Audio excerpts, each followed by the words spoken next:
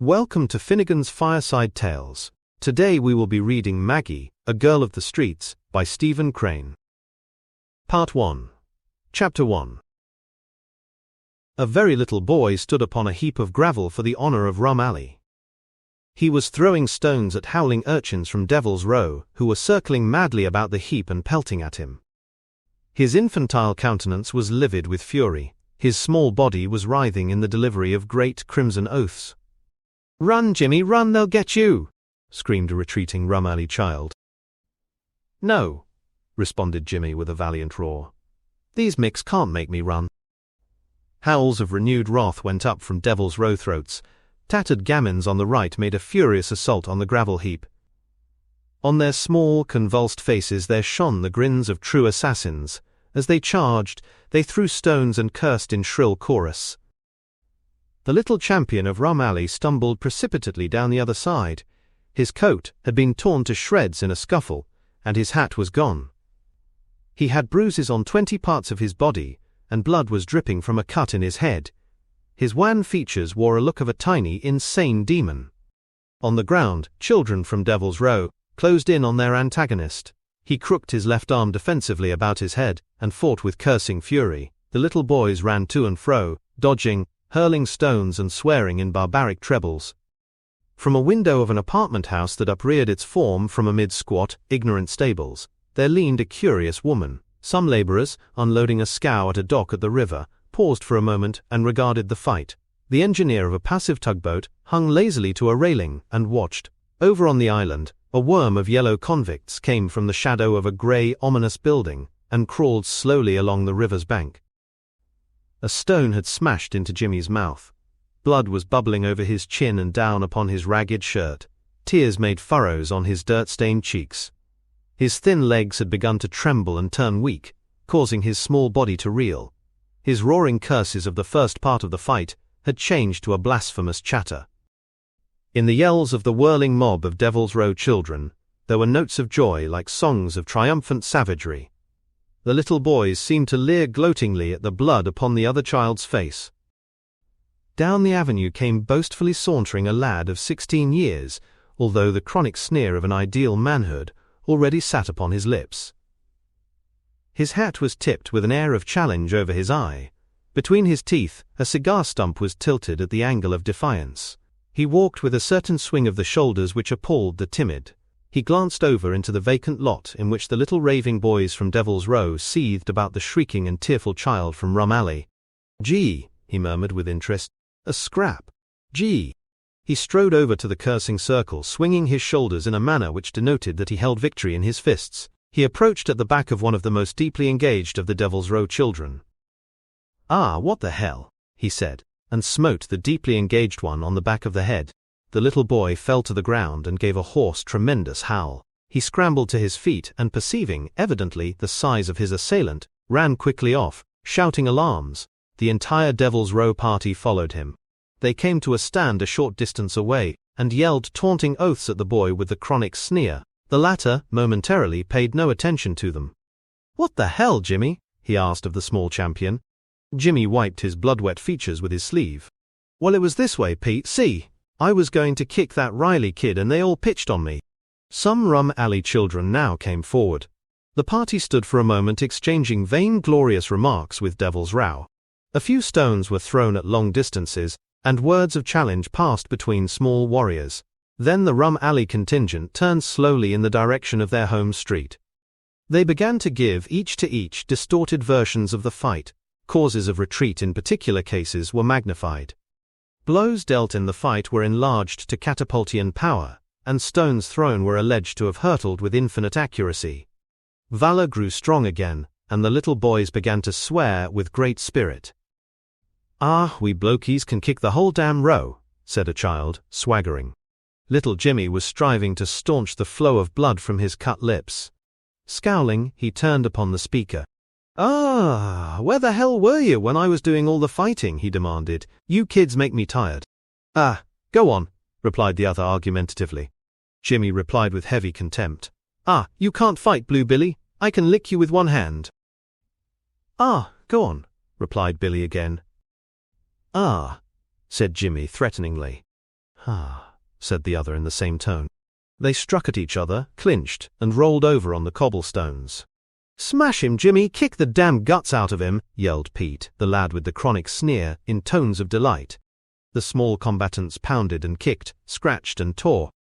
They began to weep, and their curses struggled in their throats with sobs.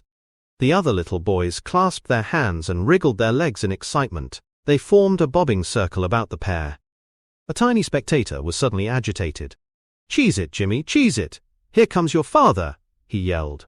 The circle of little boys instantly parted. They drew away and waited in ecstatic awe for that which was about to happen. The two little boys, fighting in the modes of 4,000 years ago, did not hear the warning. Up the avenue there plodded slowly a man with sullen eyes. He was carrying a dinner pail and smoking an apple-wood pipe. As he neared the spot where the little boys strove, he regarded them listlessly. But suddenly he roared an oath and advanced upon the rolling fighters. "Here, you Jim, get up now, while I belt your life out, you damn disorderly brat." He began to kick into the chaotic mass on the ground. The boy Billy felt a heavy boot strike his head. He made a furious effort and disentangled himself from Jimmy. He tottered away, damning. Jimmy arose painfully from the ground and, confronting his father, began to curse him. His parent kicked him. "Come home now," he cried, "and stop your jawing, or I'll lam the everlasting head off you." They departed. The man paced placidly along with the apple-wood emblem of serenity between his teeth. The boy followed a dozen feet in the rear. He swore luridly, for he felt that it was degradation for one who aimed to be some vague soldier, or a man of blood with a sort of sublime license, to be taken home by a father. Chapter 2. Eventually they entered into a dark region where, from a careening building, a dozen gruesome doorways gave up loads of babies to the street and the gutter. A wind of early autumn raised yellow dust from cobbles and swirled it against 100 windows. Long streamers of garments fluttered from fire escapes. In all unhandy places there were buckets, brooms, rags and bottles. In the street infants played or fought with other infants or sat stupidly in the way of vehicles. Formidable women, with uncombed hair and disordered dress, gossiped while leaning on railings, or screamed in frantic quarrels. Withered persons, in curious postures of submission to something, sat smoking pipes in obscure corners. 1,000 odors of cooking food came forth to the street. The building quivered and creaked from the weight of humanity stamping about in its bowels. A small, ragged girl dragged a red, bawling infant along the crowded ways. He was hanging back, baby-like, bracing his wrinkled bare legs. The little girl cried out, "Ah, Tommy, come on! There's Jimmy and Father, don't be pulling me back." She jerked the baby's arm impatiently. He fell on his face, roaring. With a second jerk she pulled him to his feet, and they went on. With the obstinacy of his order, he protested against being dragged in a chosen direction. He made heroic endeavors to keep on his legs, denounce his sister, and consume a bit of orange peeling which he chewed between the times of his infantile orations. As the sullen-eyed man, followed by the blood-covered boy, drew near, the little girl burst into reproachful cries. "Ah, Jimmy, you've been fighting again." The urchin swelled disdainfully. "Ah, what the hell, Mag? See?" The little girl upbraided him. "You're always fighting, Jimmy, and you know it puts Mother out when you come home half dead, and it's likely we'll all get a pounding." She began to weep. The babe threw back his head and roared at his prospects. "Ah, what the hell?" cried Jimmy. "Shut up or I'll smack your mouth, see?" As his sister continued her lamentations, he suddenly swore and struck her. The little girl reeled and, recovering herself, burst into tears and quaveringly cursed him. As she slowly retreated, her brother advanced, dealing her cuffs. The father heard and turned about. "Stop that, Jim, do you hear? Leave your sister alone on the street. It's like I can never beat any sense into your damned wooden head." The urchin raised his voice in defiance to his parent and continued his attacks. The babe bawled tremendously, protesting with great violence. During his sister's hasty maneuvers, he was dragged by the arm. Finally the procession plunged into one of the gruesome doorways. They crawled up dark stairways and along cold, gloomy halls. At last the father pushed open a door and they entered a lighted room, in which a large woman was rampant. She stopped in a career from a seething stove to a pan-covered table. As the father and children filed in, she peered at them. "Eh, what? Been fighting again, by God!" She threw herself upon Jimmy. The urchin tried to dart behind the others, and in the scuffle the babe, Tommy, was knocked down. He protested with his usual vehemence, because they had bruised his tender shins against a table leg. The mother's massive shoulders heaved with anger.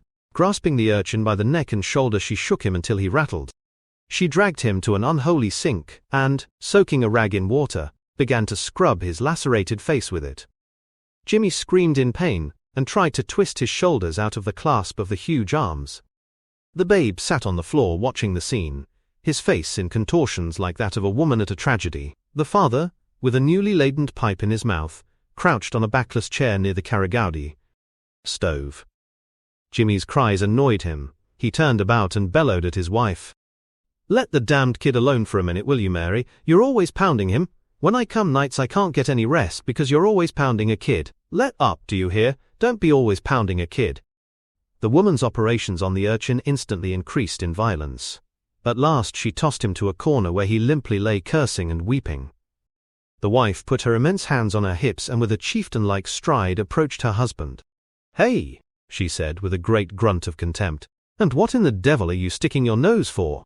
The babe crawled under the table and, turning, peered out cautiously. The ragged girl retreated, and the urchin in the corner drew his legs carefully beneath him.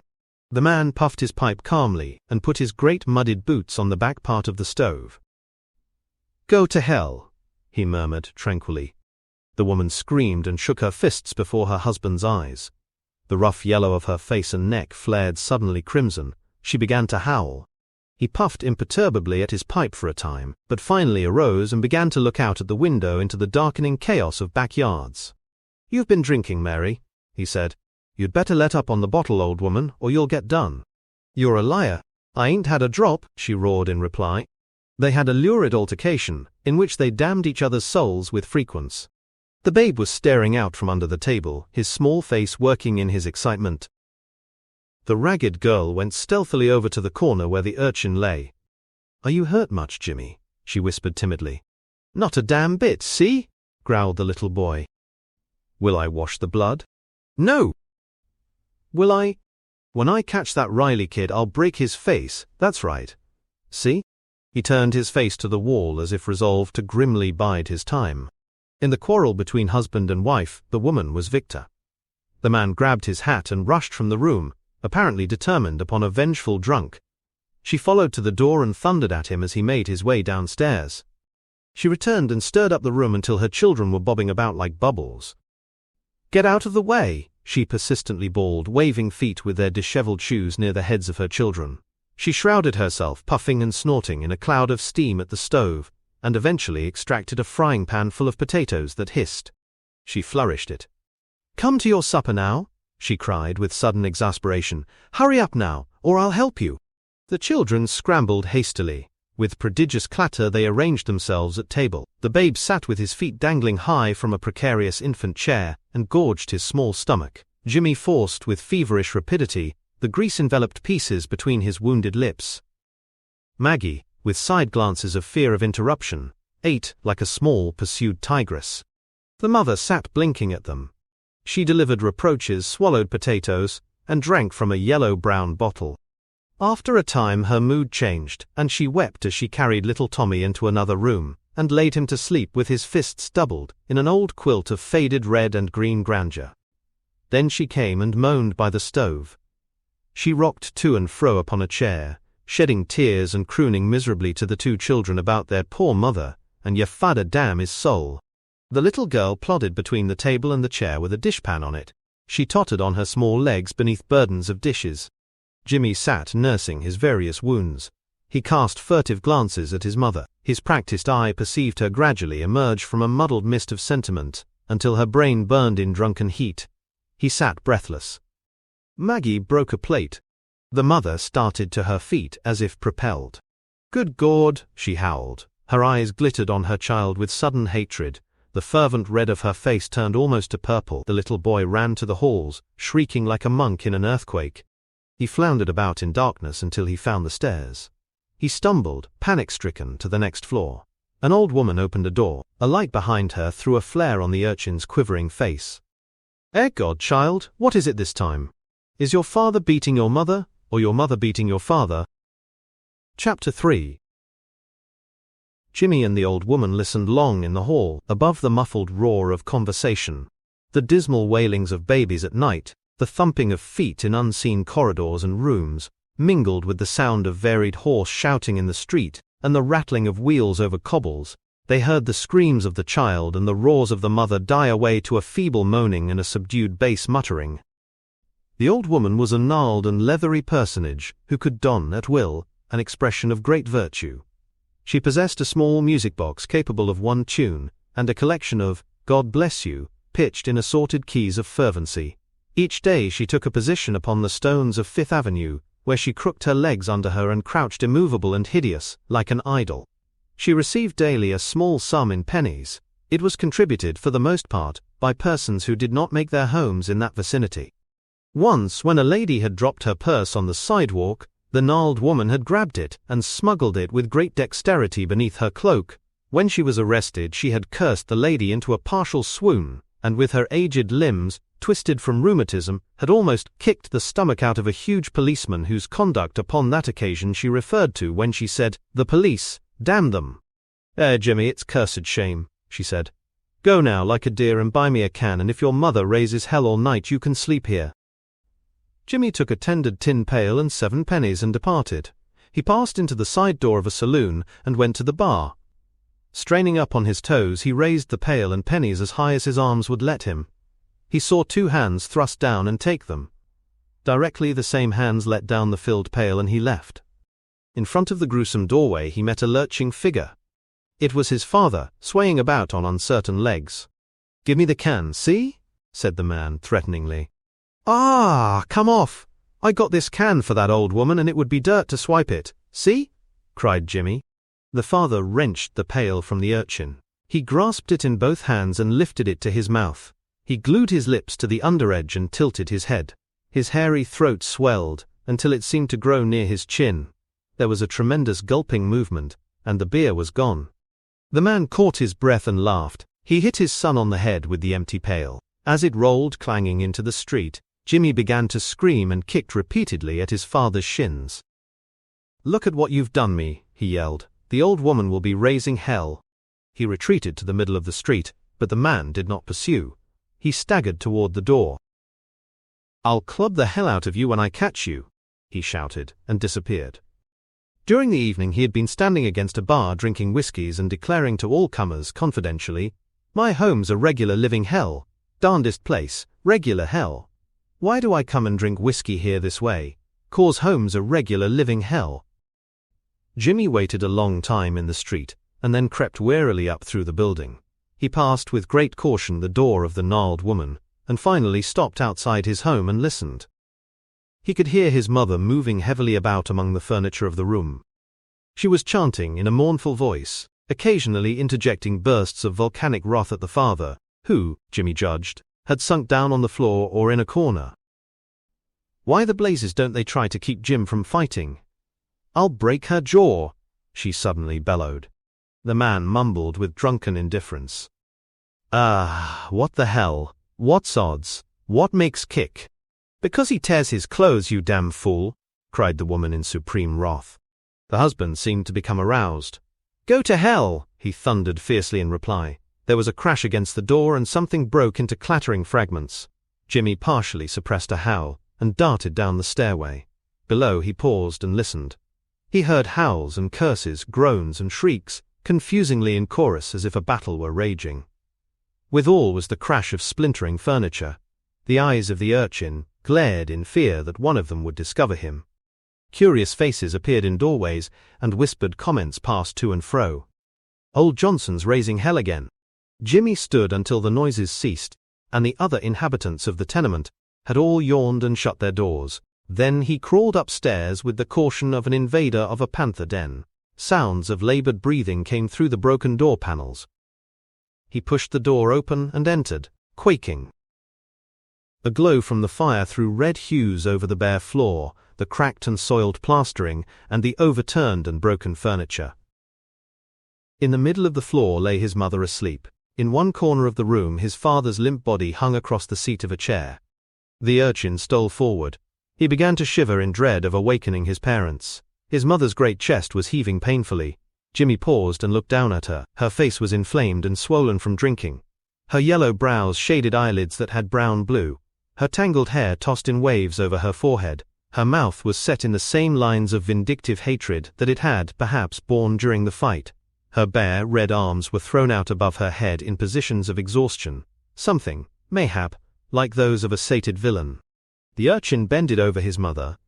He was fearful lest she should open her eyes, and the dread within him was so strong that he could not forbear to stare, but hung as if fascinated over the woman's grim face. Suddenly her eyes opened. The urchin found himself looking straight into that expression, which, it would seem, had the power to change his blood to salt. He howled piercingly and fell backward. The woman floundered for a moment, tossed her arms about her head as if in combat, and again began to snore. Jimmy crawled back in the shadows and waited.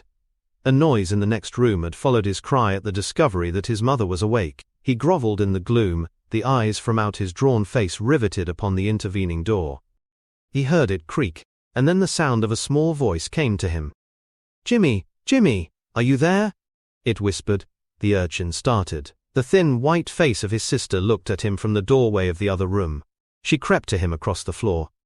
The father had not moved but lay in the same death-like sleep. The mother writhed in uneasy slumber, her chest wheezing as if she were in the agonies of strangulation. Out at the window a florid moon was peering over dark roofs, and in the distance, the waters of a river glimmered pallidly. The small frame of the ragged girl was quivering. Her features were haggard from weeping, and her eyes gleamed from fear. She grasped the urchin's arm in her little trembling hands, and they huddled in a corner. The eyes of both were drawn by some force to stare at the woman's face, for they thought she need only to awake, and all fiends would come from below. They crouched until the ghost mists of dawn appeared at the window, drawing close to the panes, and looking in at the prostrate, heaving body of the mother. Chapter 4. The babe, Tommy, died. He went away in a white, insignificant coffin, his small waxen hand clutching a flower that the girl, Maggie, had stolen from an Italian. She and Jimmy lived. The inexperienced fibers of the boy's eyes were hardened at an early age. He became a young man of leather. He lived some red years without laboring. During that time his sneer became chronic. He studied human nature in the gutter, and found it no worse than he thought he had reason to believe it. He never conceived a respect for the world, because he had begun with no idols that it had smashed. He clad his soul in armor by means of happening hilariously in at a mission church, where a man composed his sermons of ewes. While they got warm at the stove, he told his hearers, just where he calculated, they stood with the Lord. Many of the sinners were impatient over the pictured depths of their degradation. They were waiting for soup tickets. A reader of words of wind demons might have been able to see the portions of a dialogue pass to and fro between the exhorter and his hearers. "You are damned," said the preacher. And the reader of sounds might have seen the reply go forth from the ragged people, "Where's our soup?" Jimmy and a companion sat in a rear seat and commented upon the things that didn't concern them, with all the freedom of English gentlemen. When they grew thirsty and went out, their minds confused the speaker with Christ. Momentarily, Jimmy was sullen with thoughts of a hopeless altitude where grew fruit. His companion said that if he should ever meet God, he would ask for $1 million and a bottle of beer. Jimmy's occupation for a long time was to stand on street corners and watch the world go by, dreaming blood-red dreams at the passing of pretty women. He menaced mankind at the intersections of streets. On the corners he was in life and of life. The world was going on and he was there to perceive it. He maintained a belligerent attitude toward all well-dressed men. To him fine raiment was allied to weakness, and all good coats covered faint hearts. He and his order were kings, to a certain extent, over the men of untarnished clothes, because these latter dreaded, perhaps, to be either killed or laughed at. Above all things he despised obvious Christians and ciphers with the chrysanthemums of aristocracy in their buttonholes. He considered himself above both of these classes. He was afraid of neither the devil nor the leader of society. When he had $1 in his pocket, his satisfaction with existence was the greatest thing in the world. So eventually he felt obliged to work. His father died and his mother's years were divided up into periods of 30 days. He became a truck driver. He was given the charge of a painstaking pair of horses and a large rattling truck. He invaded the turmoil and tumble of the downtown streets, and learned to breathe maledictory defiance at the police, who occasionally used to climb up, drag him from his perch and beat him. In the lower part of the city, he daily involved himself in hideous tangles. If he and his team chanced to be in the rear, he preserved a demeanor of serenity, crossing his legs and bursting forth into yells when foot passengers took dangerous dives beneath the noses of his champing horses. He smoked his pipe calmly, for he knew that his pay was marching on. If in the front and the key truck of chaos, he entered terrifically into the quarrel that was raging to and fro among the drivers on their high seats, and sometimes roared oaths and violently got himself arrested. After a time his sneer grew, so that it turned its glare upon all things. He became so sharp that he believed in nothing. To him the police were always actuated by malignant impulses, and the rest of the world was composed, for the most part, of despicable creatures, who were all trying to take advantage of him, and with whom, in defense, he was obliged to quarrel on all possible occasions. He himself occupied a downtrodden position that had a private but distinct element of grandeur in its isolation. The most complete cases of aggravated idiocy were, to his mind, rampant upon the front platforms of all the streetcars.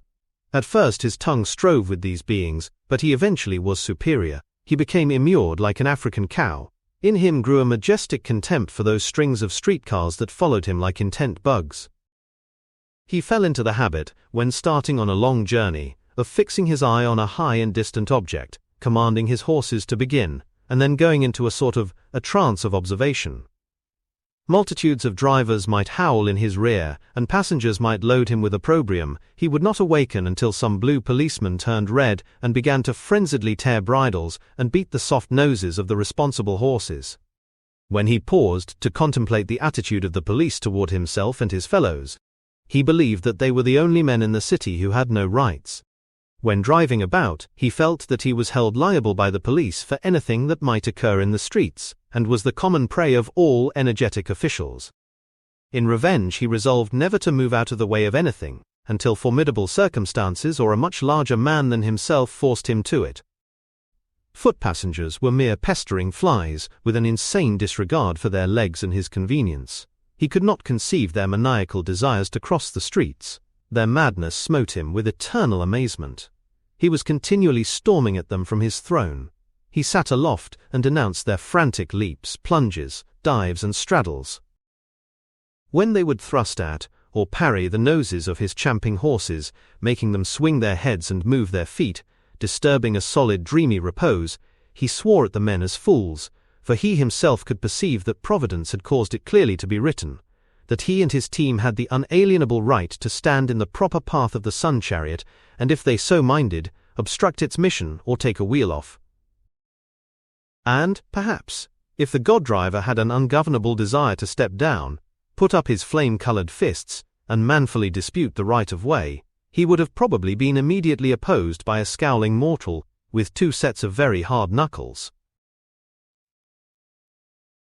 It is possible, perhaps, that this young man would have derided, in an axle-wide alley, the approach of a flying ferry-boat. Yet he achieved a respect for a fire engine. As one charged toward his truck, he would drive fearfully upon a sidewalk, threatening untold people with annihilation. When an engine would strike a mass of blocked trucks, splitting it into fragments, as a blow annihilates a cake of ice, Jimmy's team could usually be observed high and safe, with whole wheels on the sidewalk. The fearful coming of the engine could break up the most intricate muddle of heavy vehicles at which the police had been swearing for the half of an hour. A fire engine was enshrined in his heart as an appalling thing that he loved with a distant dog-like devotion. They had been known to overturn streetcars. Those leaping horses, striking sparks from the cobbles in their forward lunge, were creatures to be ineffably admired. The clang of the gong pierced his breast like a noise of remembered war. When Jimmy was a little boy, he began to be arrested. Before he reached a great age, he had a fair record. He developed too great a tendency to climb down from his truck and fight with other drivers. He had been in quite a number of miscellaneous fights, and in some general barroom rows that had become known to the police. Once he had been arrested for assaulting a Chinaman. 2 women in different parts of the city and entirely unknown to each other caused him considerable annoyance by breaking forth simultaneously at fateful intervals into wailings about marriage and support and infants. Nevertheless, he had on a certain starlit evening said wonderingly and quite reverently, "The moon looks like hell, don't it? Chapter 5. The girl, Maggie, blossomed in a mud puddle.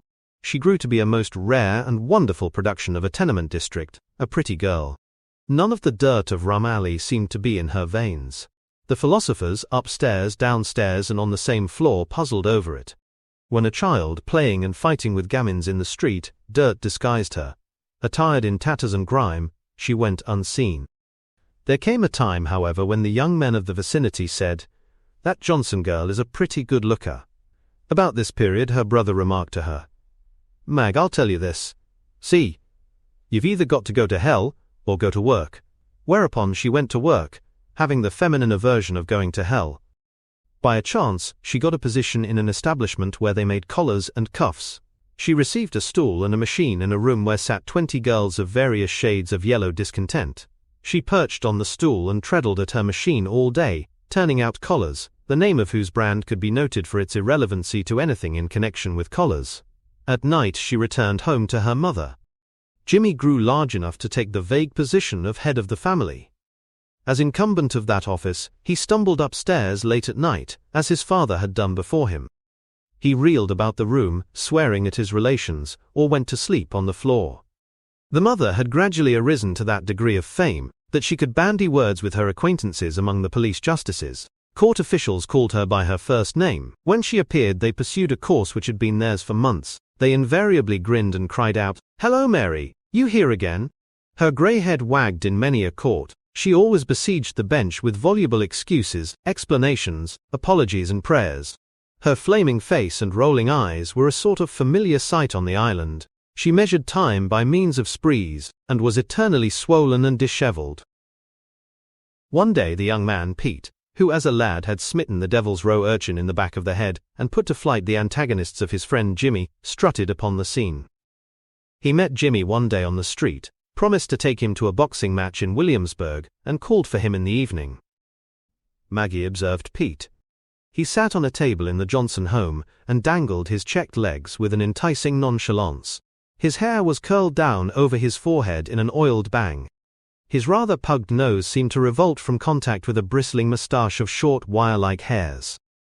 His blue double-breasted coat, edged with black braid, buttoned close to a red puff tie, and his patent leather shoes looked like murder-fitted weapons.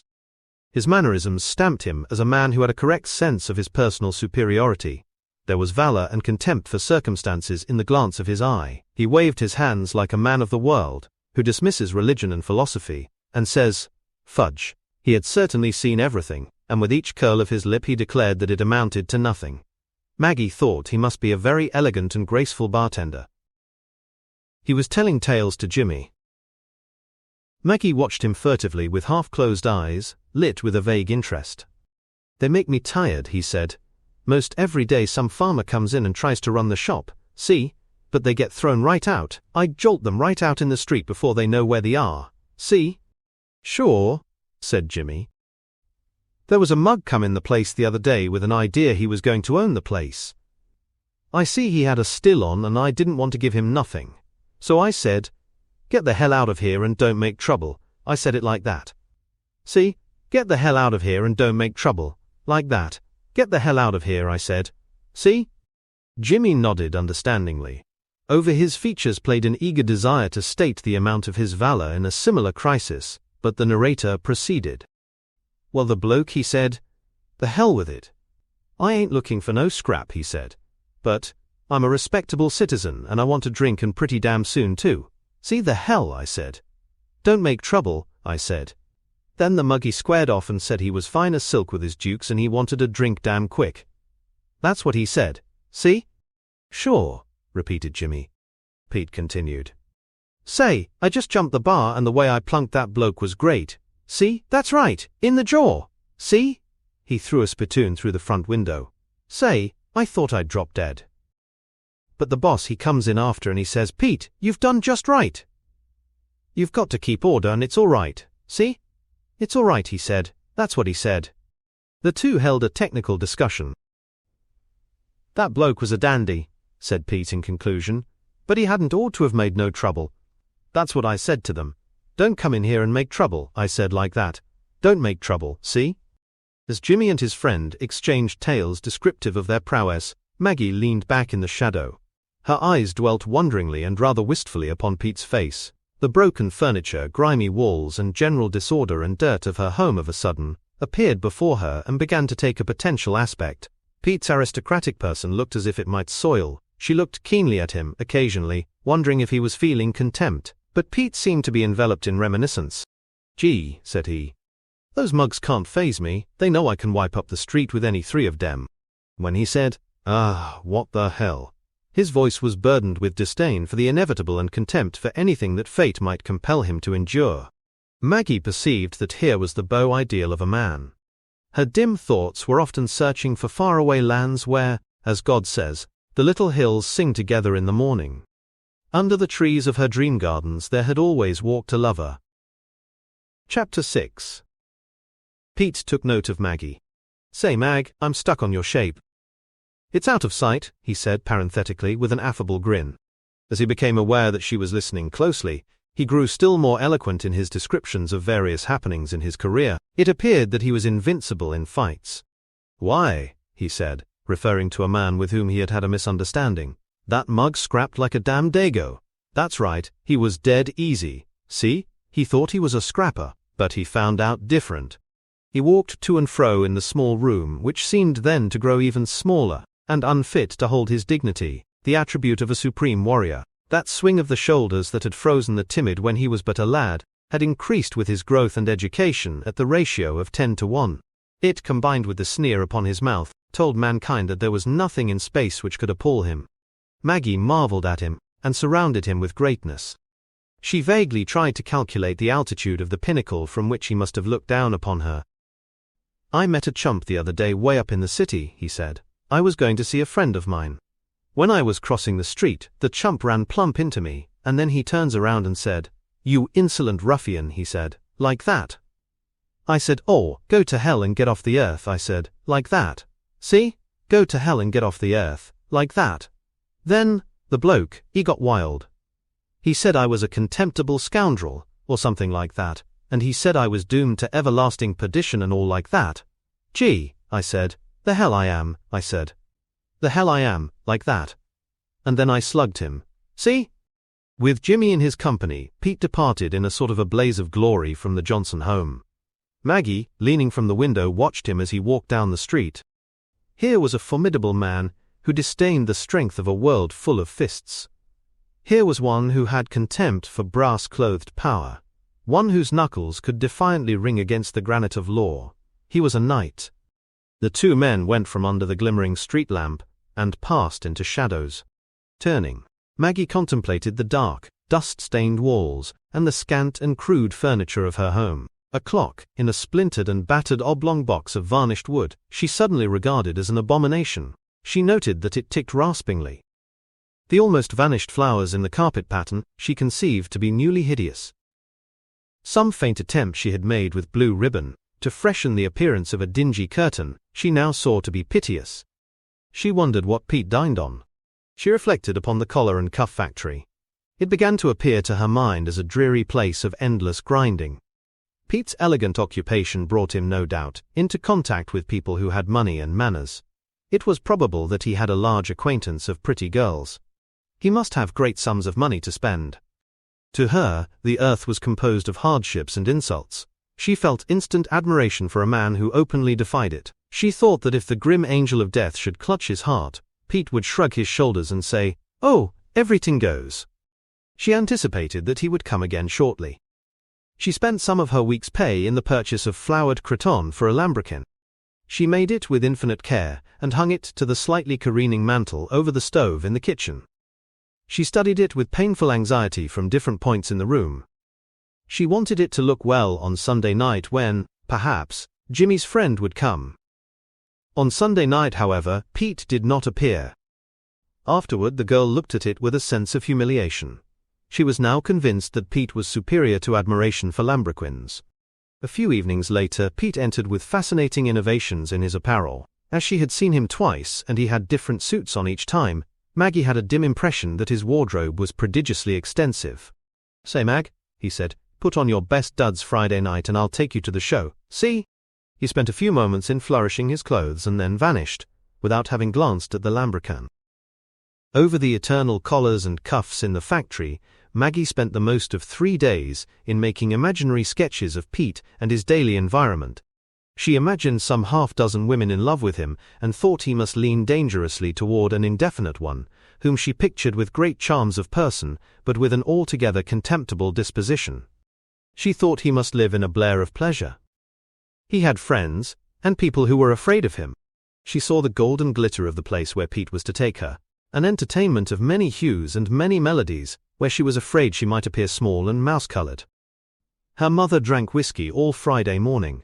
With lurid face and tossing hair she cursed and destroyed furniture all Friday afternoon.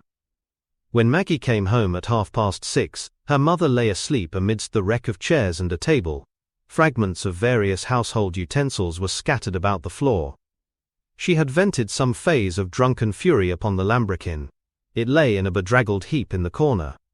"Ha!" she snorted, sitting up suddenly. "Where the hell have you been? Why the hell don't you come home earlier? Been loafing around the streets? You're getting to be a regular devil." When Pete arrived, Maggie, in a worn black dress, was waiting for him in the midst of a floor strewn with wreckage. The curtain at the window had been pulled by a heavy hand and hung by one tack, dangling to and fro in the draught through the cracks at the sash. The knots of blue ribbons appeared like violated flowers. The fire in the stove had gone out. The displaced lids and open doors showed heaps of sullen grey ashes. The remnants of a meal, ghastly like dead flesh, lay in a corner. Maggie's red mother, stretched on the floor, blasphemed and gave her daughter a bad name. Chapter 7.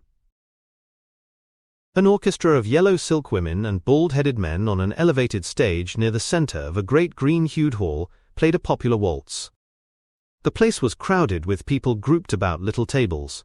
A battalion of waiters slid among the throng, carrying trays of beer glasses and making change from the inexhaustible vaults of their trousers pockets. Little boys, in the costumes of French chefs, paraded up and down the irregular aisles vending fancy cakes. There was a low rumble of conversation and a subdued clinking of glasses. Clouds of tobacco smoke rolled and wavered high in air about the dull gilt of the chandeliers.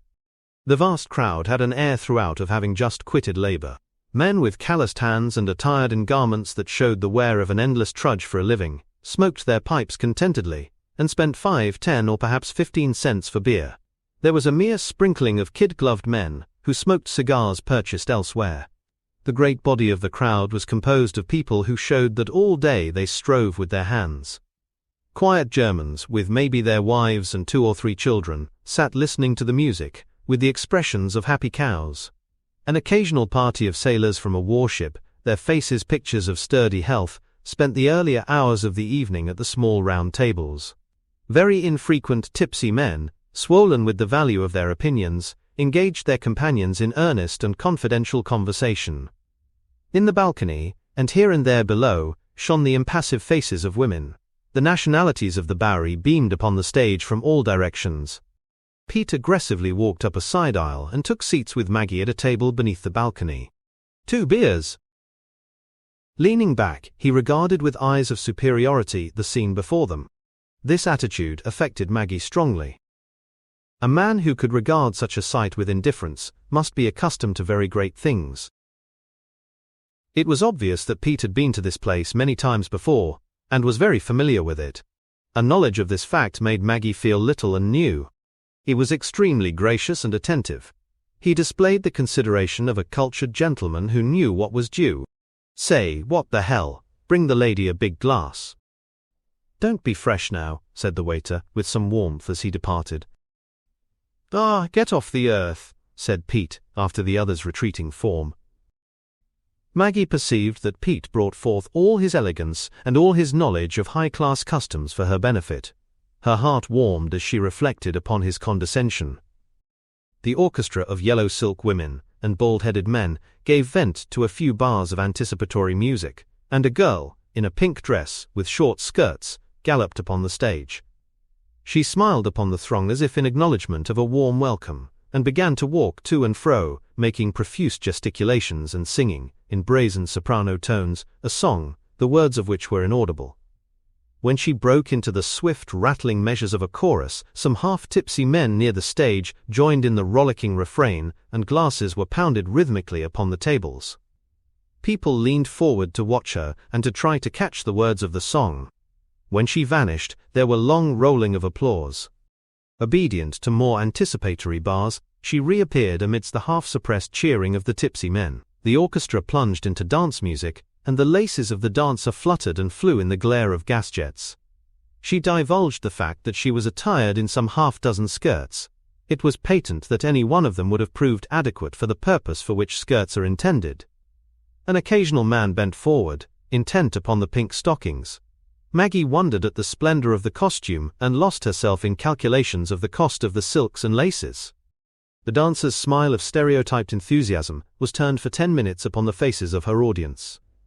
In the finale, she fell into some of those grotesque attitudes which were at the time popular among the dancers in the theaters uptown, giving to the Bowery public the fantasies of the aristocratic theater-going public, at reduced rates. "Say, Pete," said Maggie, leaning forward, "this is great." "Sure," said Pete with proper complacence. A ventriloquist followed the dancer. He held 2 fantastic dolls on his knees. He made them sing mournful ditties and say funny things about geography and Ireland. "Do those little men talk?" asked Maggie. "No," said Pete. "It's some damn fake. See?" 2 girls, on the bills as sisters, came forth and sang a duet that is heard occasionally at concerts given under church auspices. They supplemented it with a dance which of course can never be seen at concerts given under church auspices. After the duettists had retired, a woman of debatable age sang a Negro melody. The chorus necessitated some grotesque waddling supposed to be an imitation of a plantation worker, under the influence probably of music and the moon.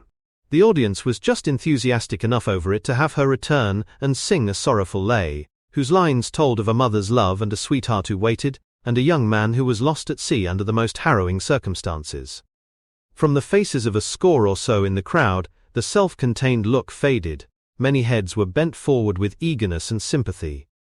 As the last distressing sentiment of the piece was brought forth, it was greeted by that kind of applause which rings as sincere. As a final effort, the singer rendered some verses which described a vision of Britain being annihilated by America, and Ireland bursting her bonds. A carefully prepared crisis was reached in the last line of the last verse, where the singer threw out her arms and cried, "The Star-Spangled Banner." Instantly a great cheer swelled from the throats of the assemblage of the masses. There was a heavy rumble of booted feet thumping the floor. Eyes gleamed with sudden fire, and calloused hands waved frantically in the air. After a few moments' rest, the orchestra played crashingly, and a small fat man burst out upon the stage. He began to roar a song and stamp back and forth before the footlights, wildly waving a glossy silk hat and throwing leers, or smiles, broadcast. He made his face into fantastic grimaces, until he looked like a pictured devil on a Japanese kite. The crowd laughed gleefully. His short, fat legs were never still a moment. He shouted and roared, and bobbed his shock of red wig, until the audience broke out in excited applause. Pete did not pay much attention to the progress of events upon the stage. He was drinking beer and watching Maggie. Her cheeks were blushing with excitement and her eyes were glistening. She drew deep breaths of pleasure. No thoughts of the atmosphere of the collar and cuff factory came to her. When the orchestra crashed finally, they jostled their way to the sidewalk with the crowd. Pete took Maggie's arm and pushed away for her, offering to fight with a man or two. They reached Maggie's home at a late hour and stood for a moment in front of the gruesome doorway. "Say, Mag," said Pete, "give us a kiss for taking you to the show, will you?" Maggie laughed, as if startled, and drew away from him. "No, Pete," she said. "That wasn't in it." "Ah, what the hell?" urged Pete. The girl retreated nervously. "Ah, what the hell?" repeated he. Maggie darted into the hall, and up the stairs. She turned and smiled at him, then disappeared. Pete walked slowly down the street. He had something of an astonished expression upon his features. He paused under a lamppost and breathed a low breath of surprise. "God," he said, "I wonder if I've been played for a duffer." Chapter 8. As thoughts of Pete came to Maggie's mind, she began to have an intense dislike for all of her dresses. "What the hell ails you? What makes you be always fixing and fussing?" Good God, her mother would frequently roar at her. She began to note, with more interest, the well-dressed women she met on the avenues. She envied elegance and soft palms. She craved those adornments of person which she saw every day on the street, conceiving them to be allies of vast importance to women. Studying faces, she thought many of the women and girls she chanced to meet smiled with serenity as though forever cherished and watched over by those they loved. The air in the collar and cuff establishment strangled her. She knew she was gradually and surely shriveling in the hot, stuffy room. The begrimed windows rattled incessantly from the passing of elevated trains. The place was filled with a whirl of noises and odors. She wondered as she regarded some of the grizzled women in the room, mere mechanical contrivances sewing seams and grinding out, with heads bended over their work, tales of imagined or real girlhood happiness, past drunks, the baby at home, and unpaid wages. She speculated how long her youth would endure. She began to see the bloom upon her cheeks as valuable. She imagined herself, in an exasperating future, as a scrawny woman with an eternal grievance. 2. She thought Pete to be a very fastidious person concerning the appearance of women. She felt she would love to see somebody entangle their fingers in the oily beard of the fat foreigner who owned the establishment. He was a detestable creature. He wore white socks with low shoes. He sat all day delivering orations in the depths of a cushioned chair. His pocketbook deprived them of the power of retort. What in the hell do you think I pay $5 a week for? Play? Maggie was anxious for a friend to whom she could talk about Pete. She would have liked to discuss his admirable mannerisms with a reliable mutual friend. At home she found her mother often drunk and always raving. It seems that the world had treated this woman very badly, and she took a deep revenge upon such portions of it as came within her reach. She broke furniture as if she were at last getting her rights. She swelled with virtuous indignation as she carried the lighter articles of household use, one by one, under the shadows of the 3 gilt balls, where Hebrews chained them with chains of interest. Jimmy came when he was obliged to by circumstances over which he had no control. His well-trained legs brought him staggering home and put him to bed some nights when he would rather have gone elsewhere. Swaggering Pete loomed like a golden sun to Maggie. He took her to a dime museum where rows of meek freaks astonished her. She contemplated their deformities with awe and thought them a sort of chosen tribe. Pete, raking his brains for amusement, discovered the Central Park Menagerie and the Museum of Arts. Sunday afternoons would sometimes find them at these places. Pete did not appear to be particularly interested in what he saw. He stood around looking heavy, while Maggie giggled in glee. Once at the menagerie he went into a trance of admiration before the spectacle of a very small monkey threatening to thrash a cageful, because one of them had pulled his tail and he had not wheeled about quickly enough to discover who did it. Ever after, Pete knew that monkey by sight and winked at him, trying to induce him to fight with other and larger monkeys. At the museum, Maggie said, "This is out of sight." "Oh, hell," said Pete. "Wait till next summer and I'll take you to a picnic." While the girl wandered in the vaulted rooms, Pete occupied himself in returning stony stare for stony stare, the appalling scrutiny of the watchdogs of the treasures. Occasionally he would remark in loud tones, "That Jay has got glass eyes," and sentences of the sort. When he tired of this amusement he would go to the mummies and moralize over them. Usually he submitted with silent dignity to all which he had to go through, but, at times, he was goaded into comment. "What the hell?" he demanded once. "Look at all these little jugs, 100 jugs in a row, 10 rows in a case Anna about 1,000 cases, what the blazes uses them?" Evenings during the week he took her to see plays in which the brain-clutching heroine was rescued from the palatial home of her guardian, who is cruelly after her bonds, by the hero with the beautiful sentiments. The latter spent most of his time out at Soak, in pale green snowstorms, busy with a nickel-plated revolver, rescuing aged strangers from villains. Maggie lost herself in sympathy with the wanderers swooning in snowstorms beneath happy-hued church windows, and a choir within singing "Joy to the World." To Maggie and the rest of the audience this was transcendental realism, joy always within, and they, like the actor, inevitably without. Viewing it, they hugged themselves in ecstatic pity of their imagined or real condition. The girl thought the arrogance and granite-heartedness of the magnate of the play was very accurately drawn. She echoed the maledictions that the occupants of the gallery showered on this individual when his lines compelled him to expose his extreme selfishness. Shady persons in the audience revolted from the pictured villainy of the drama. With untiring zeal they hissed vice and applauded virtue. Unmistakably bad men evinced an apparently sincere admiration for virtue.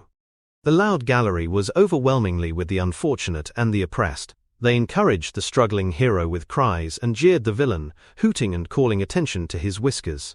When anybody died in the pale green snowstorms, the gallery mourned. They sought out the painted misery and hugged it as a kin. In the hero's erratic march from poverty in the first act, to wealth and triumph in the final one, in which he forgives all the enemies that he has left, he was assisted by the gallery, which applauded his generous and noble sentiments, and confounded the speeches of his opponents by making irrelevant, but very sharp remarks. Those actors who were cursed with villainy parts were confronted at every turn by the gallery. If one of them rendered lines containing the most subtle distinctions between right and wrong, the gallery was immediately aware if the actor meant wickedness, and denounced him accordingly. The last act was a triumph for the hero, poor and of the masses, the representative of the audience, over the villain and the rich man, his pockets stuffed with bonds, his heart packed with tyrannical purposes, imperturbable amid suffering. Maggie always departed with raised spirits from the showing places of the melodrama. She rejoiced at the way in which the poor and virtuous eventually surmounted the wealthy and wicked. The theatre made her think. She wondered if the culture and refinement she had seen imitated, perhaps grotesquely, by the heroine on the stage, could be acquired by a girl who lived in a tenement house and worked in a shirt factory. Chapter 9. A group of urchins were intent upon the side door of a saloon. Expectancy gleamed from their eyes. They were twisting their fingers in excitement. "Here she comes," yelled one of them suddenly. The group of urchins burst instantly asunder, and its individual fragments were spread in a wide, respectable half-circle about the point of interest. The saloon door opened with a crash, and the figure of a woman appeared upon the threshold. Her grey hair fell in knotted masses about her shoulders. Her face was crimsoned and wet with perspiration. Her eyes had a rolling glare. "Not a damn cent more of my money will you ever get. Not a damn cent. I spent my money here for 3 years, and now you tell me you'll sell me no more stuff. The hell with you, Johnny Merker. Disturbance. Disturbance be damned. The hell with you, Johnny." The door received a kick of exasperation from within, and the woman lurched heavily out on the sidewalk. The gamins in the half-circle became violently agitated. They began to dance about and hoot and yell and jeer. Wide, dirty grins spread over each face. The woman made a furious dash at a particularly outrageous cluster of little boys. They laughed delightedly and scampered off a short distance, calling out over their shoulders to her. She stood tottering on the curbstone and thundered at them. "Yeah, devil's kids," she howled, shaking red fists. The little boys whooped in glee. As she started up the street, they fell in behind and marched uproariously. Occasionally she wheeled about and made charges on them. They ran nimbly out of reach and taunted her. In the frame of a gruesome doorway she stood for a moment cursing them. Her hair straggled, giving her crimson features a look of insanity. Her great fists quivered as she shook them madly in the air. The urchins made terrific noises until she turned and disappeared. Then they filed quietly in the way they had come. The woman floundered about in the lower hall of the tenement house and finally stumbled up the stairs. On an upper hall a door was opened, and a collection of heads peered curiously out, watching her. With a wrathful snort the woman confronted the door, but it was slammed hastily in her face, and the key was turned. She stood for a few minutes, delivering a frenzied challenge at the panels. "Come out in the hall, Mary Murphy, damn you, if you want a row. Come on, you overgrown terrier, come on." She began to kick the door with her great feet. She shrilly defied the universe to appear and do battle. Her cursing trebles brought heads from all doors save the one she threatened. Her eyes glared in every direction. The air was full of her tossing fists. "Come on, the whole damn gang of you, come on," she roared at the spectators. An oath or two, catcalls, jeers, and bits of facetious advice were given in reply. Missiles clattered about her feet. "What the hell is the matter with you?" said a voice in the gathered gloom. And Jimmy came forward. He carried a tin dinner pail in his hand and under his arm a brown truckman's apron done in a bundle. "What the hell's wrong?" he demanded. "Come out, all of you, come out," his mother was howling. "Come on and I'll stamp her damn brains under me feet." "Shut your face and come home, you damned old fool," roared Jimmy at her. She strided up to him and twirled her fingers in his face. Her eyes were darting flames of unreasoning rage, and her frame trembled with eagerness for a fight. "The hell with you! And who the hell are you?" I ain't giving a snap of the fingers for you, she bawled at him. She turned her huge back in tremendous disdain and climbed the stairs to the next floor. Jimmy followed, cursing blackly. At the top of the flight he seized his mother's arm and started to drag her toward the door of their room. "Come home, damn ye!" he gritted between his teeth. "Take your hands off me! Take your hands off me!" shrieked his mother. She raised her arm and whirled her great fist at her son's face. Jimmy dodged his head and the blow struck him in the back of the neck. "Damn you!" gritted he again. He threw out his left hand and writhed his fingers about her middle arm. The mother and the son began to sway and struggle like gladiators. "Whoop!" said the Rum Alley tenement house, the hall filled with interested spectators. "Hi, old lady, that was a dandy. 3-1 on the red. Ah, stop your damn scrapping." The door of the Johnson home opened and Maggie looked out. Jimmy made a supreme cursing effort and hurled his mother into the room. He quickly followed and closed the door. The Rum Alley tenement swore disappointedly and retired. The mother slowly gathered herself up from the floor, her eyes glittered menacingly upon her children. "Here now," said Jimmy. "We've had enough of this, sit down, and don't make no trouble." He grasped her arm and twisting it, forced her into a creaking chair. "Keep your hands off me," roared his mother again. "Damn your old hide," yelled Jimmy madly.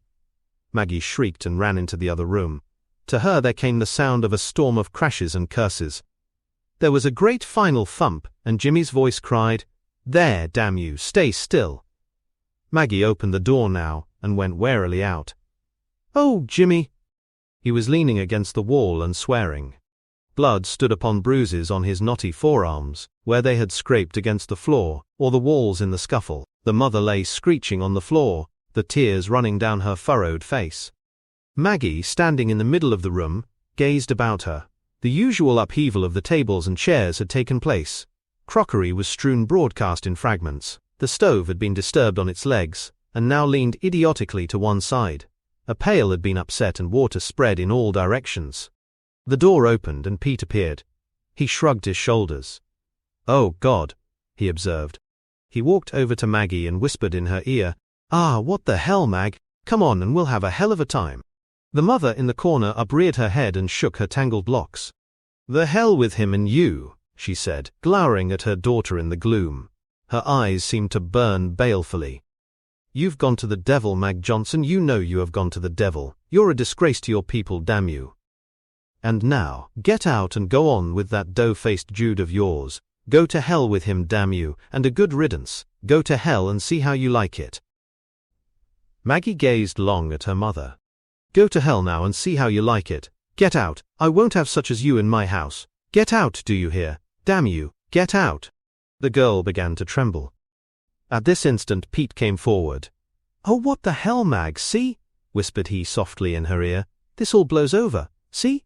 The old woman will be all right in the morning. Come on out with me. We'll have a hell of a time." The woman on the floor cursed. Jimmy was intent upon his bruised forearms. The girl cast a glance about the room filled with a chaotic mass of debris, and at the red, writhing body of her mother. "Go to hell and good riddance." She went. Chapter 10. Jimmy had an idea it wasn't common courtesy for a friend to come to one's home and ruin one's sister, but he was not sure how much Pete knew about the rules of politeness. The following night he returned home from work at rather a late hour in the evening.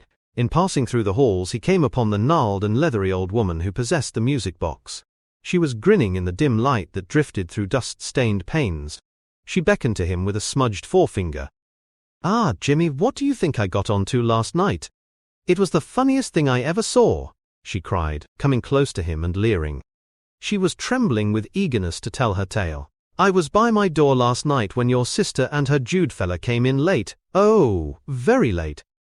And she, the dear, she was crying as if her heart would break. She was. It was the funniest thing I ever saw. And right out here by my door she asked him did he love her.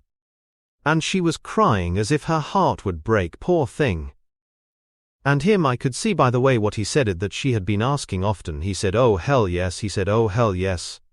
Storm clouds swept over Jimmy's face, but he turned from the leathery old woman and plodded on upstairs. "Oh hell yes," called she after him. She laughed a laugh that was like a prophetic croak. "Oh hell yes," he says. There was no one in at home. The rooms showed that attempts had been made at tidying them.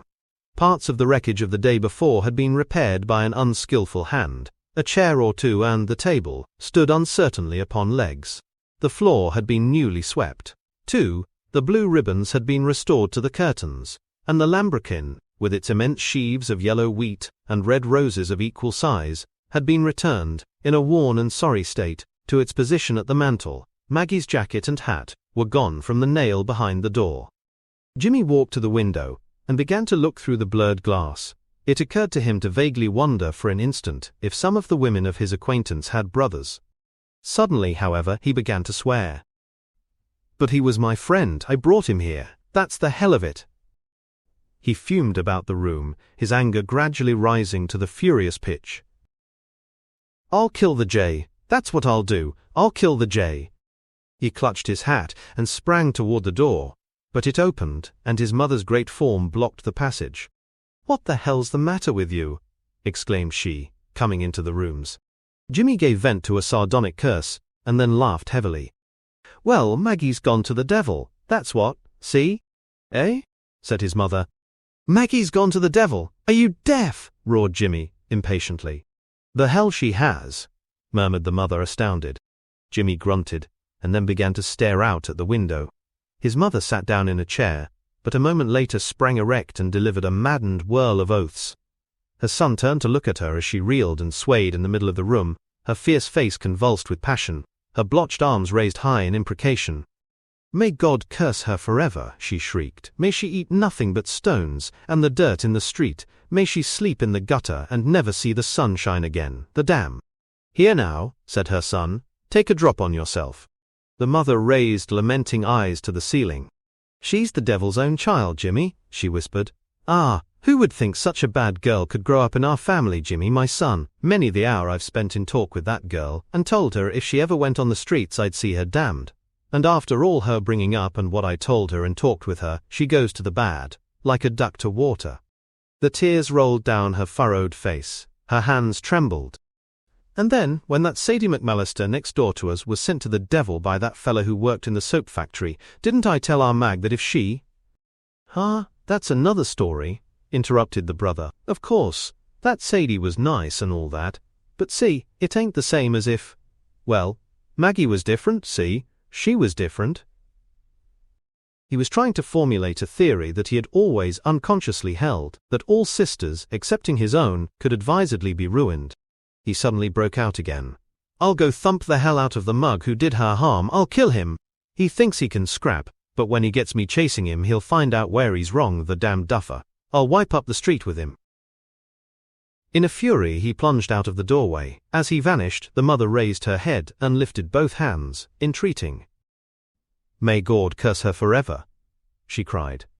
In the darkness of the hallway, Jimmy discerned a knot of women talking volubly. When he strode by, they paid no attention to him. "She always was a bold thing," he heard one of them cry in an eager voice. "There wasn't a fella come to the house but she tried to mash him. My Annie says the shameless thing tried to catch her fella, her own fella, what we used to know his father." "I could have told you this 2 years ago," said a woman in a key of triumph. "Yes, sir, it was over 2 years ago that I said to my old man, that Johnson girl ain't straight. Oh hell, he said, that's all right, I said, but I know what I know, I said, and it'll come out later. You wait and see." Anybody what had eyes could see that there was something wrong with that girl. I didn't like her actions. On the street, Jimmy met a friend. "What the hell?" asked the latter. Jimmy explained, "and I'll thump him till he can't stand." "Oh, what the hell," said the friend. "What's the use? You'll get pulled in. Everybody will be onto it." Jimmy was determined. "He thinks he can scrap, but he'll find out different." "Gee," remonstrated the friend. "What the hell?" Chapter 11. On a corner, a glass-fronted building shed a yellow glare upon the pavements, the open mouth of a saloon called seductively to passengers to enter and annihilate sorrow or create rage. The interior of the place was papered in olive and bronze tints of imitation leather. A shining bar of counterfeit massiveness extended down the side of the room. Behind it, a great mahogany-appearing sideboard reached the ceiling. Upon its shelves rested pyramids of shimmering glasses that were never disturbed. Mirrors set in the face of the sideboard multiplied them. Lemons, oranges, and paper napkins, arranged with mathematical precision, sat among the glasses. Many-hued decanters of liquor perched at regular intervals on the lower shelves. A nickel-plated cash register occupied a position in the exact center of the general effect. The elementary senses of it all seemed to be opulence and geometrical accuracy. Across from the bar, a smaller counter held a collection of plates upon which swarmed frayed fragments of crackers, slices of boiled ham, disheveled bits of cheese, and pickles swimming in vinegar. An odor of grasping, begrimed hands and munching mouths pervaded. Pete, in a white jacket, was behind the bar, bending expectantly toward a quiet stranger. "A beer," said the man. Pete drew a foam-topped glassful and set it dripping upon the bar. At this moment, the light bamboo doors at the entrance swung open and crashed against the siding. Jimmy and a companion entered. They swaggered unsteadily, but belligerently toward the bar, and looked at Pete with bleared and blinking eyes. "Gin," said Jimmy. "Gin," said the companion. Pete slid a bottle and 2 glasses along the bar. He bended his head sideways as he assiduously polished away with a napkin at the gleaming wood. He had a look of watchfulness upon his features. Jimmy and his companion kept their eyes upon the bartender and conversed loudly in tones of contempt. "He's a dandy masher, ain't he, by God?" laughed Jimmy. "Oh, hell yes," said the companion, sneering widely. "He's great, he is. Get onto the mug on the bloke, that's enough to make a fella turn handsprings in his sleep." The quiet stranger moved himself and his glass a trifle further away, and maintained an attitude of oblivion. "Gee, ain't he hot stuff? Get onto his shape, great God!" "Hey!" cried Jimmy in tones of command. Pete came along slowly, with a sullen dropping of the underlip. "Well," he growled, "what's eating you?" "Gin," said Jimmy. "Gin," said the companion. As Pete confronted them with the bottle and the glasses, they laughed in his face. Jimmy's companion, evidently overcome with merriment, pointed a grimy forefinger in Pete's direction. "Say, Jimmy," demanded he, "what the hell is that behind the bar?" "Damned if I knows," replied Jimmy. They laughed loudly. Pete put down a bottle with a bang and turned a formidable face toward them. He disclosed his teeth, and his shoulders heaved restlessly. "You fellas can't guy me," he said. "Drink your stuff and get out and don't make no trouble." Instantly the laughter faded from the faces of the 2 men, and expressions of offended dignity immediately came. "Who the hell has said anything to you?" cried they, in the same breath. The quiet stranger looked at the door calculatingly. Come off," said Pete to the 2 men. "Don't pick me up for no jay. Drink your rum and get out and don't make no trouble." "Oh, the hell!" airily cried Jimmy. "Oh, the hell!" airily repeated his companion. "We'll go when we're ready. See?" continued Jimmy. "Well," said Pete in a threatening voice, "don't make no trouble." Jimmy suddenly leaned forward with his head on one side. He snarled like a wild animal. "Well, what if we do? See?" said he. Dark blood flushed into Pete's face, and he shot a lurid glance at Jimmy. "Well, then we'll see who's the best man, you or me," he said. The quiet stranger moved modestly toward the door. Jimmy began to swell with valor. "Don't take me for no tenderfoot.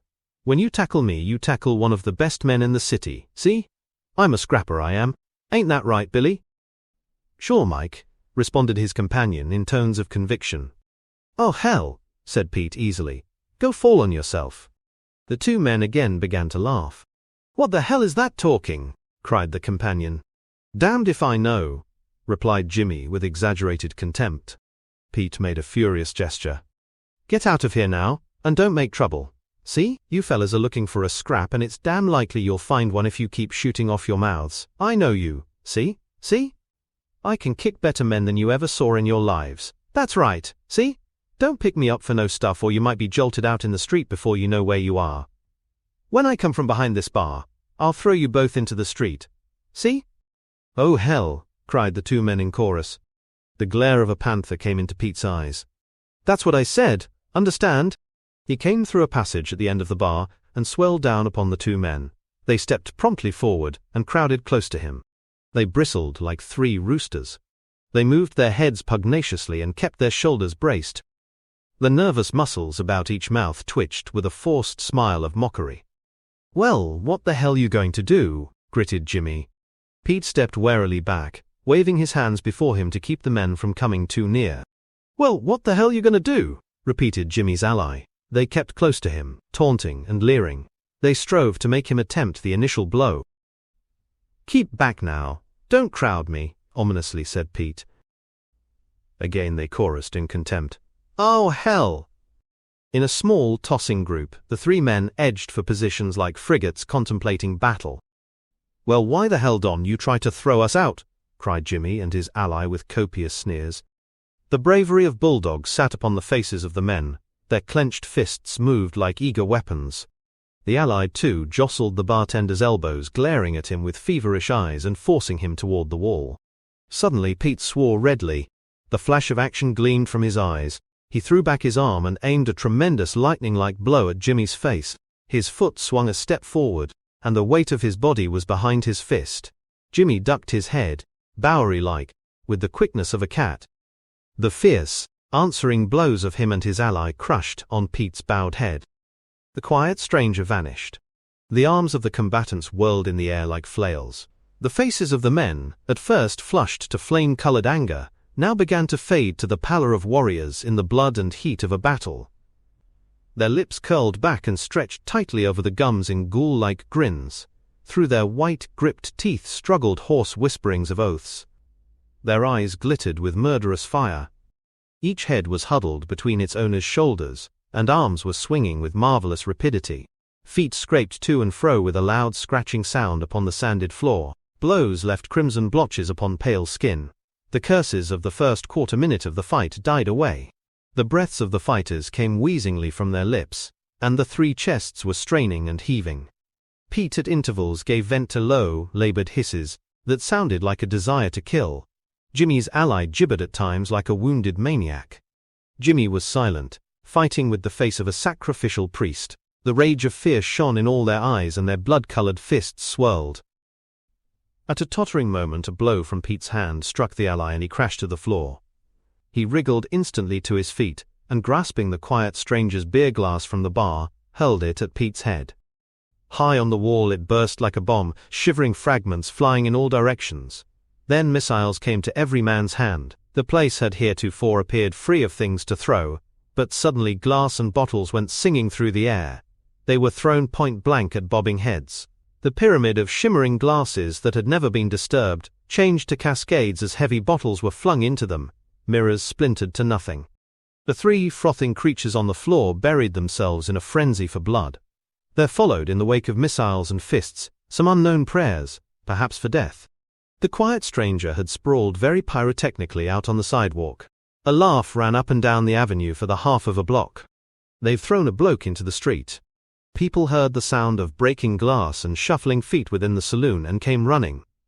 A small group, bending down to look under the bamboo doors, watching the fall of glass and three pairs of violent legs, changed in a moment to a crowd.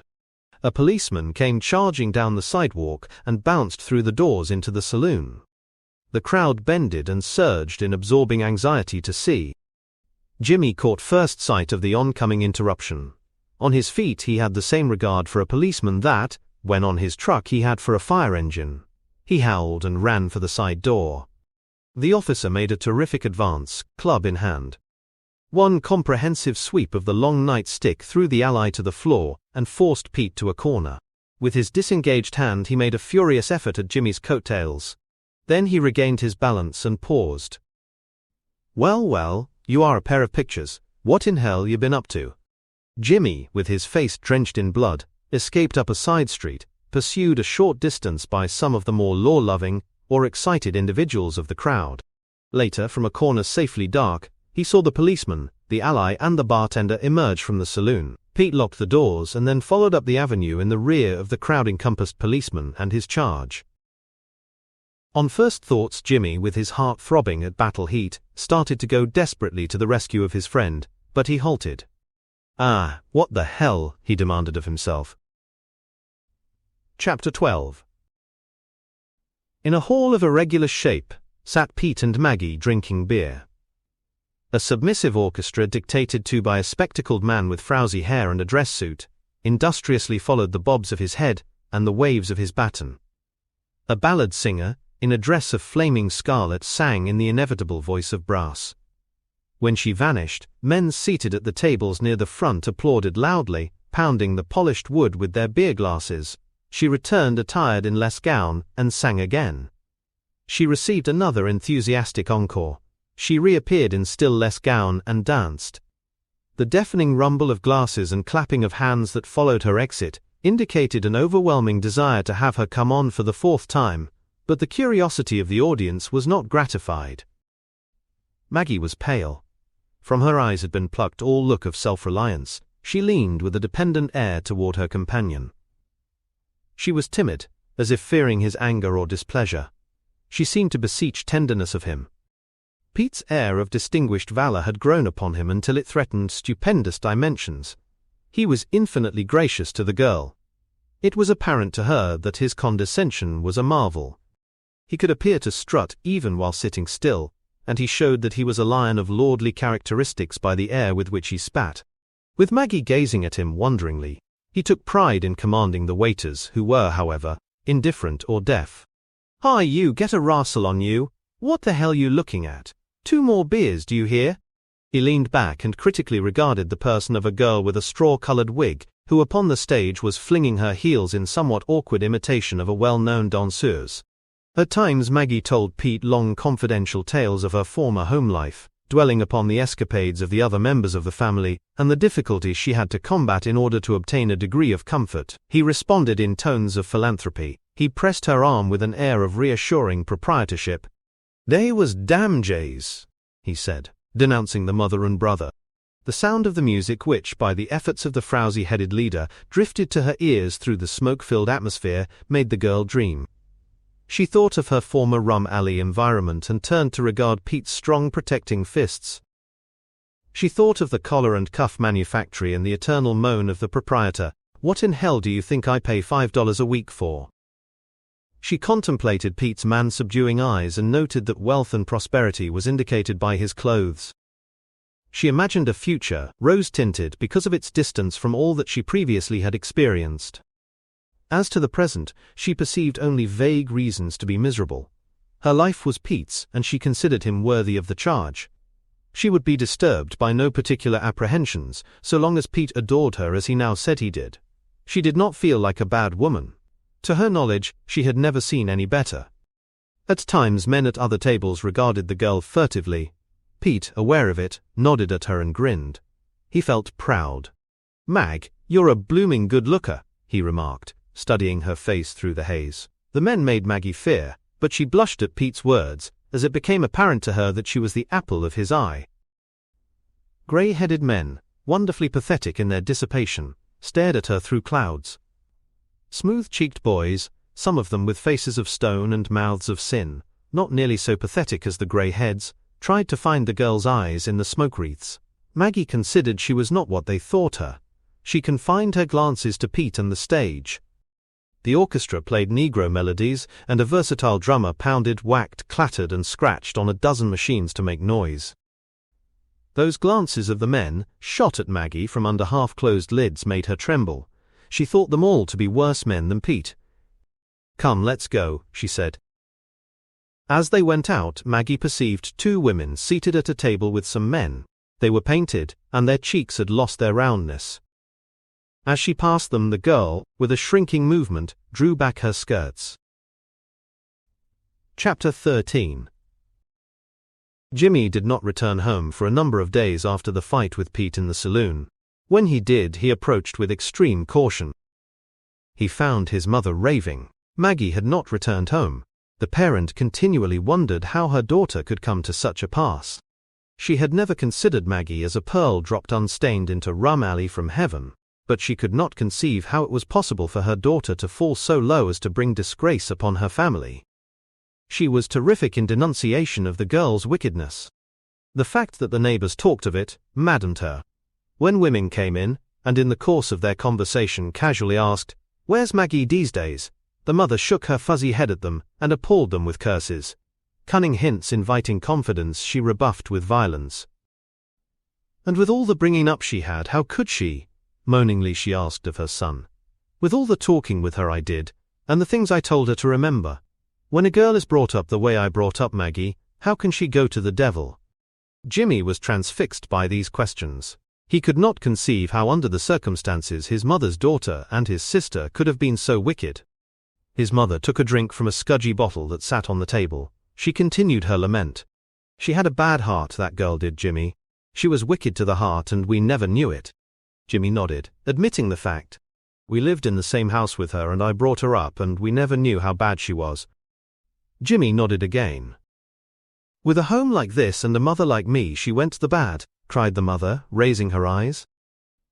One day Jimmy came home, sat down in a chair, and began to wriggle about with a new and strange nervousness. At last he spoke shamefacedly. Well, look here, this thing queers us, see? We're queered. And maybe it would be better if I think I can look her up and maybe it would be better if I fetched her home, and... The mother started from her chair and broke forth into a storm of passionate anger. What? Let her come and sleep under the same roof with her mother again? Oh yes, I will, won't I? Sure. Shame on you, Jimmy Johnson, for saying such a thing to your own mother. To your own mother? Little did I think when you was a baby playing about me feet that you'd grow up to say such a thing to your mother. Your own mother, I never thought. Sobs choked her and interrupted her reproaches. There ain't nothing to raise such hell about, said Jimmy. I only say it would be better if we keep this thing dark, see? It queers us, see? His mother laughed a laugh that seemed to ring through the city and be echoed and re-echoed by countless other laughs. Oh yes, I will, won't I? Sure. Well, you must take me for a damn fool, said Jimmy, indignant at his mother for mocking him. I didn't say we'd make her into a little tin angel, but the way it is now she can queer us, don't you see? She'll get tired of the life after a while and then she'll want to be coming home, won't she, the beast? I'll let her in then, won't I? Well, I didn't mean none of this prodigal business anyway, explained Jimmy.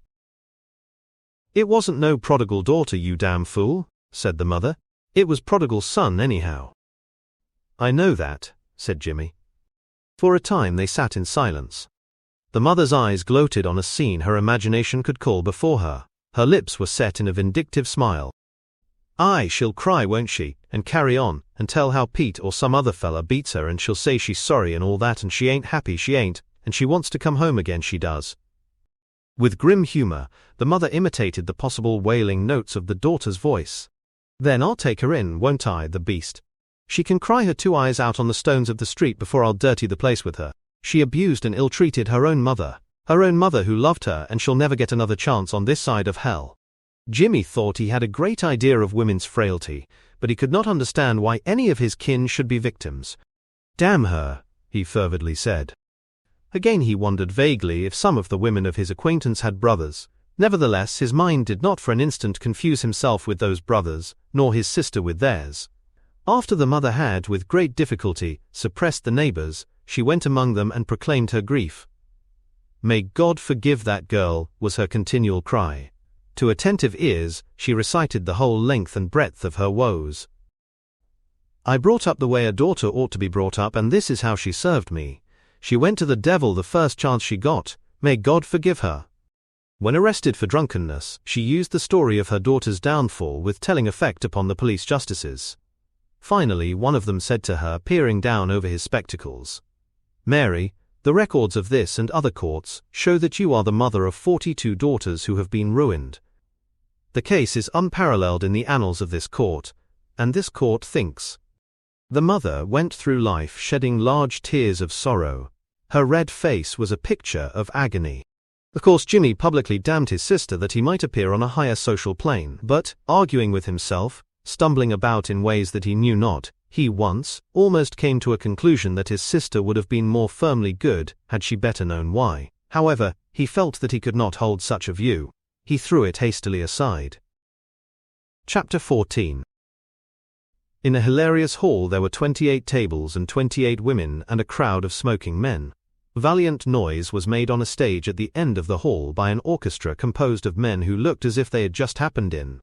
Soiled waiters ran to and fro, swooping down like hawks on the unwary in the throng, clattering along the aisles with trays covered with glasses, stumbling over women's skirts and charging 2 prices for everything but beer. all with a swiftness that blurred the view of the coconut palms and dusty monstrosities painted upon the walls of the room.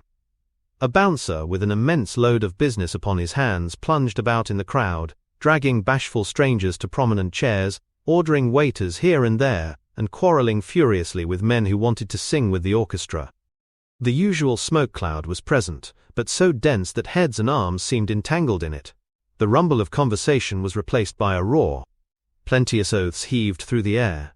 The room rang with the shrill voices of women bubbling o'er with drink laughter. The chief element in the music of the orchestra was speed. The musicians played in intent fury. A woman was singing and smiling upon the stage, but no one took notice of her. The rate at which the piano, cornet and violins were going seemed to impart wildness to the half-drunken crowd. Beer glasses were emptied at a gulp, and conversation became a rapid chatter. The smoke eddied and swirled like a shadowy river hurrying toward some unseen falls. Pete and Maggie entered the hall and took chairs at a table near the door. The woman who was seated there made an attempt to occupy Pete's attention, and, failing, went away. 3 weeks had passed since the girl had left home. The air of spaniel-like dependence had been magnified, and showed its direct effect in the peculiar off-handedness and ease of Pete's ways toward her. She followed Pete's eyes with hers, anticipating with smiles gracious looks from him. A woman of brilliance and audacity, accompanied by a mere boy, came into the place and took seats near them. At once Pete sprang to his feet, his face beaming with glad surprise. "By God, there's Nellie," he cried. He went over to the table and held out an eager hand to the woman. "Why, hello Pete, me boy, how are you?" said she, giving him her fingers. Maggie took instant note of the woman. She perceived that her black dress fitted her to perfection. Her linen collar and cuffs were spotless. Tan gloves were stretched over her well-shaped hands.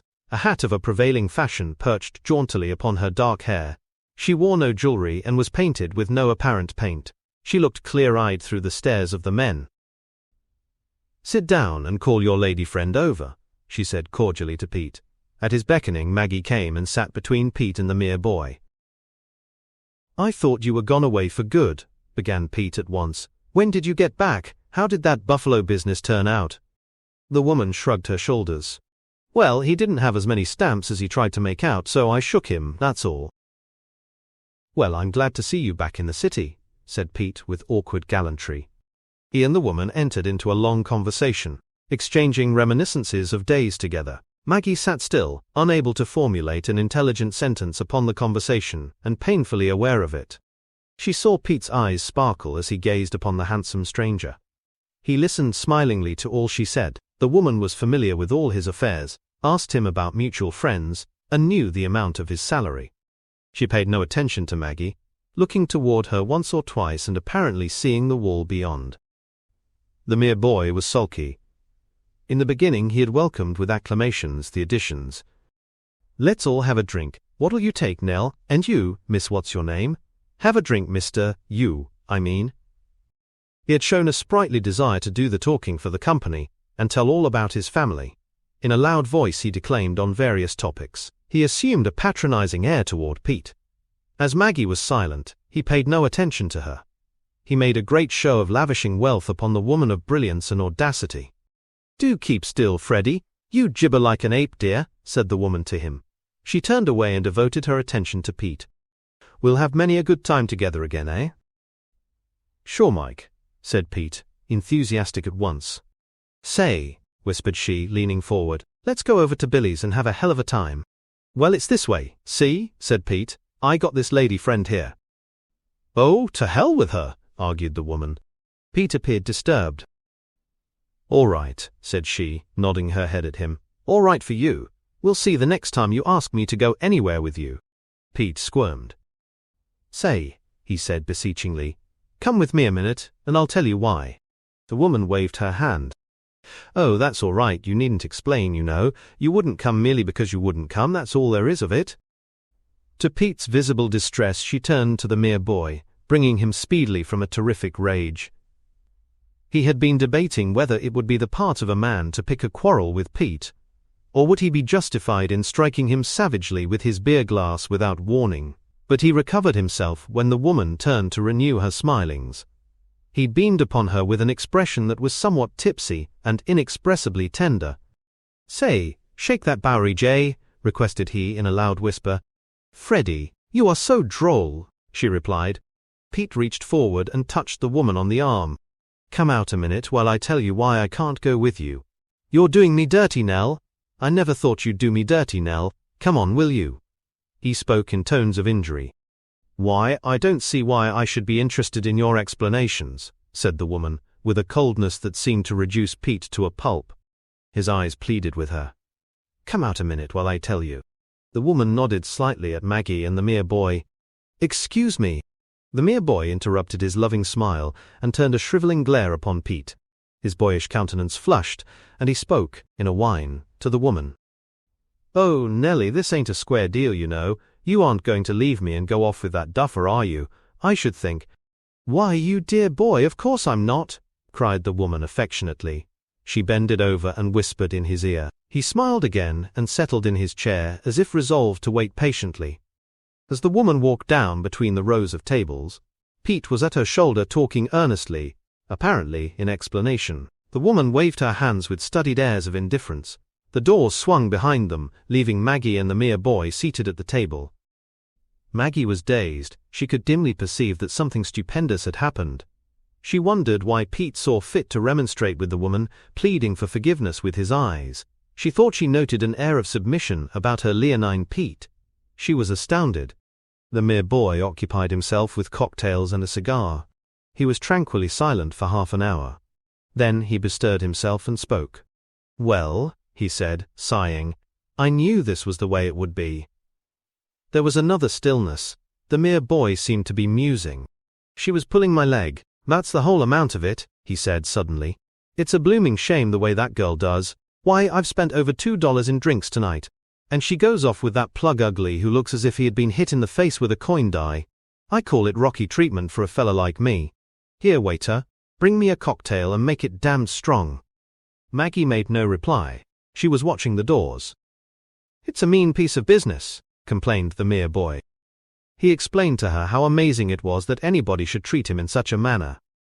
"But I'll get square with her, you bet. She won't get far ahead of yours truly, you know," he added, winking. "I'll tell her plainly that it was blooming mean business. And she won't come over me with any of her now, Freddie dears. She thinks my name is Freddie, you know, but of course it ain't. I always tell these people some name like that, because if they got onto your right name they might use it sometime. Understand? Oh, they don't fool me much." Maggie was paying no attention, being intent upon the doors. The mere boy relapsed into a period of gloom, during which he exterminated a number of cocktails with a determined air, as if replying defiantly to fate. He occasionally broke forth into sentences composed of invectives joined together in a long string. The girl was still staring at the doors. After a time the mere boy began to see cobwebs just in front of his nose. He spurred himself into being agreeable, and insisted upon her having a Charlotte Russe and a glass of beer. "They're gone," he remarked. "They're gone." He looked at her through the smoke wreaths. "Say, little girl, we might as well make best of it. You ain't such bad-looking girl, you know, not half bad. Can't come up to Nell, though. No, can't do it. Well, I should say not. Nell is a fine-looking girl. You look damn bad alongside her, but by yourself, ain't so bad." Maggie stood up. "I'm going home," she said. The mere boy started. "Eh? What? Home?" he cried, struck with amazement. "I beg pardon, did I hear you say home?" "I'm going home," she repeated. "Great God, what have I struck?" demanded the mere boy of himself, stupefied. In a semi-comatose state he conducted her on board an uptown car, ostentatiously paid her fare, leered kindly at her through the rear window, and fell off the steps. Chapter 15. A forlorn woman went along a lighted avenue. The street was filled with people desperately bound on missions. An endless crowd darted at the elevated station stairs, and the horse cars were thronged with owners of bundles. The pace of the forlorn woman was slow. She was apparently searching for someone. She loitered near the doors of saloons and watched men emerge from them. She scanned furtively the faces in the rushing stream of pedestrians. Hurrying men, bent on catching some boat or train, jostled her elbows, failing to notice her, their thoughts fixed on distant dinners. The forlorn woman had a peculiar face. Her smile was no smile. But when in repose her features had a shadowy look that was like a sardonic grin. as if someone had sketched with cruel forefinger indelible lines about her mouth. Jimmy came strolling up the avenue. The woman encountered him with an aggrieved air. "Oh, Jimmy, I've been looking all over for you," she began. Jimmy made an impatient gesture and quickened his pace. "Ah, don't bother me, good God," he said, with the savageness of a man whose life is pestered. The woman followed him along the sidewalk in somewhat the manner of a suppliant. "But Jimmy," she said, "you told me you'd—" Jimmy turned upon her fiercely as if resolved to make a last stand for comfort and peace. "Say, for God's sake, Hattie, don't follow me from one end of the city to the other. Let up, will you? Give me a minute's rest, can't you? You make me tired, always tagging me. See? Ain't you got no sense? Do you want people to get onto me? Go chase yourself, for God's sake." The woman stepped closer and laid her fingers on his arm. "But look here," Jimmy snarled. "Oh, go to hell." He darted into the front door of a convenience saloon, and a moment later came out into the shadows that surrounded the side door. On the brilliantly lighted avenue he perceived the forlorn woman dodging about like a scout. Jimmy laughed with an air of relief and went away. When he arrived home he found his mother clamoring. Maggie had returned. She stood shivering beneath the torrent of her mother's wrath. "Well, I'm damned," said Jimmy in greeting.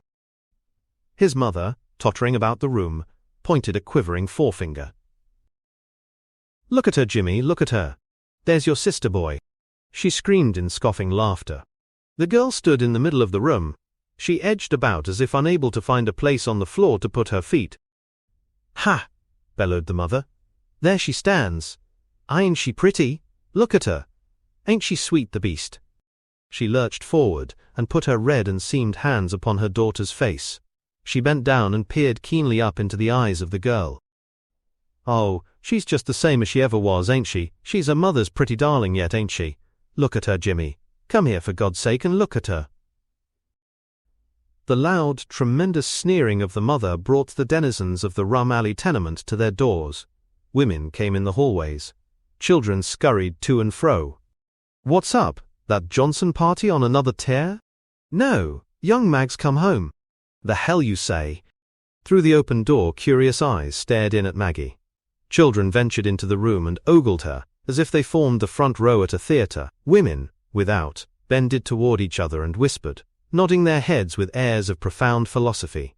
A baby, overcome with curiosity concerning this object at which all were looking, sidled forward and touched her dress, cautiously, as if investigating a red-hot stove. Its mother's voice rang out like a warning trumpet. She rushed forward and grabbed her child, casting a terrible look of indignation at the girl.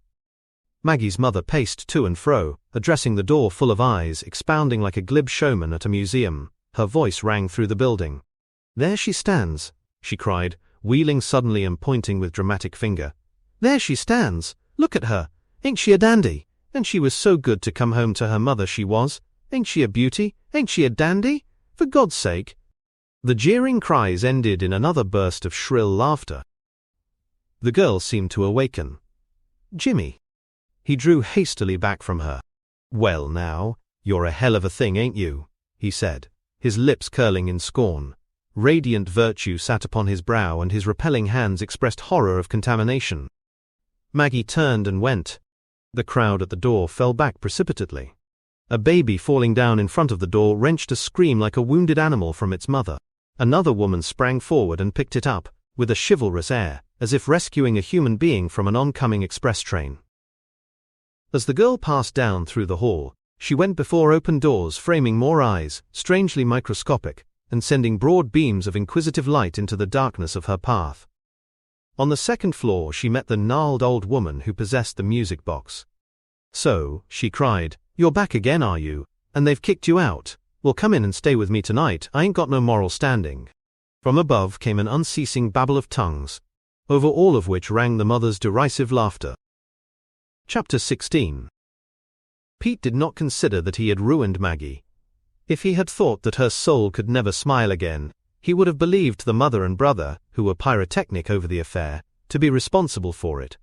Besides, in his world, souls did not insist upon being able to smile. What the hell? He felt a trifle entangled. It distressed him. Revelations and scenes might bring upon him the wrath of the owner of the saloon, who insisted upon respectability of an advanced type. "What the hell do they want to raise such a smoke about it for?" demanded he of himself, disgusted with the attitude of the family. He saw no necessity for anyone's losing their equilibrium, merely because their sister or their daughter had stayed away from home. Searching about in his mind for possible reasons for their conduct, he came upon the conclusion that Maggie's motives were correct, but that the two others wished to snare him. He felt pursued. The woman of brilliance and audacity whom he had met in the hilarious hall showed a disposition to ridicule him. "A little pale thing with no spirit," she said.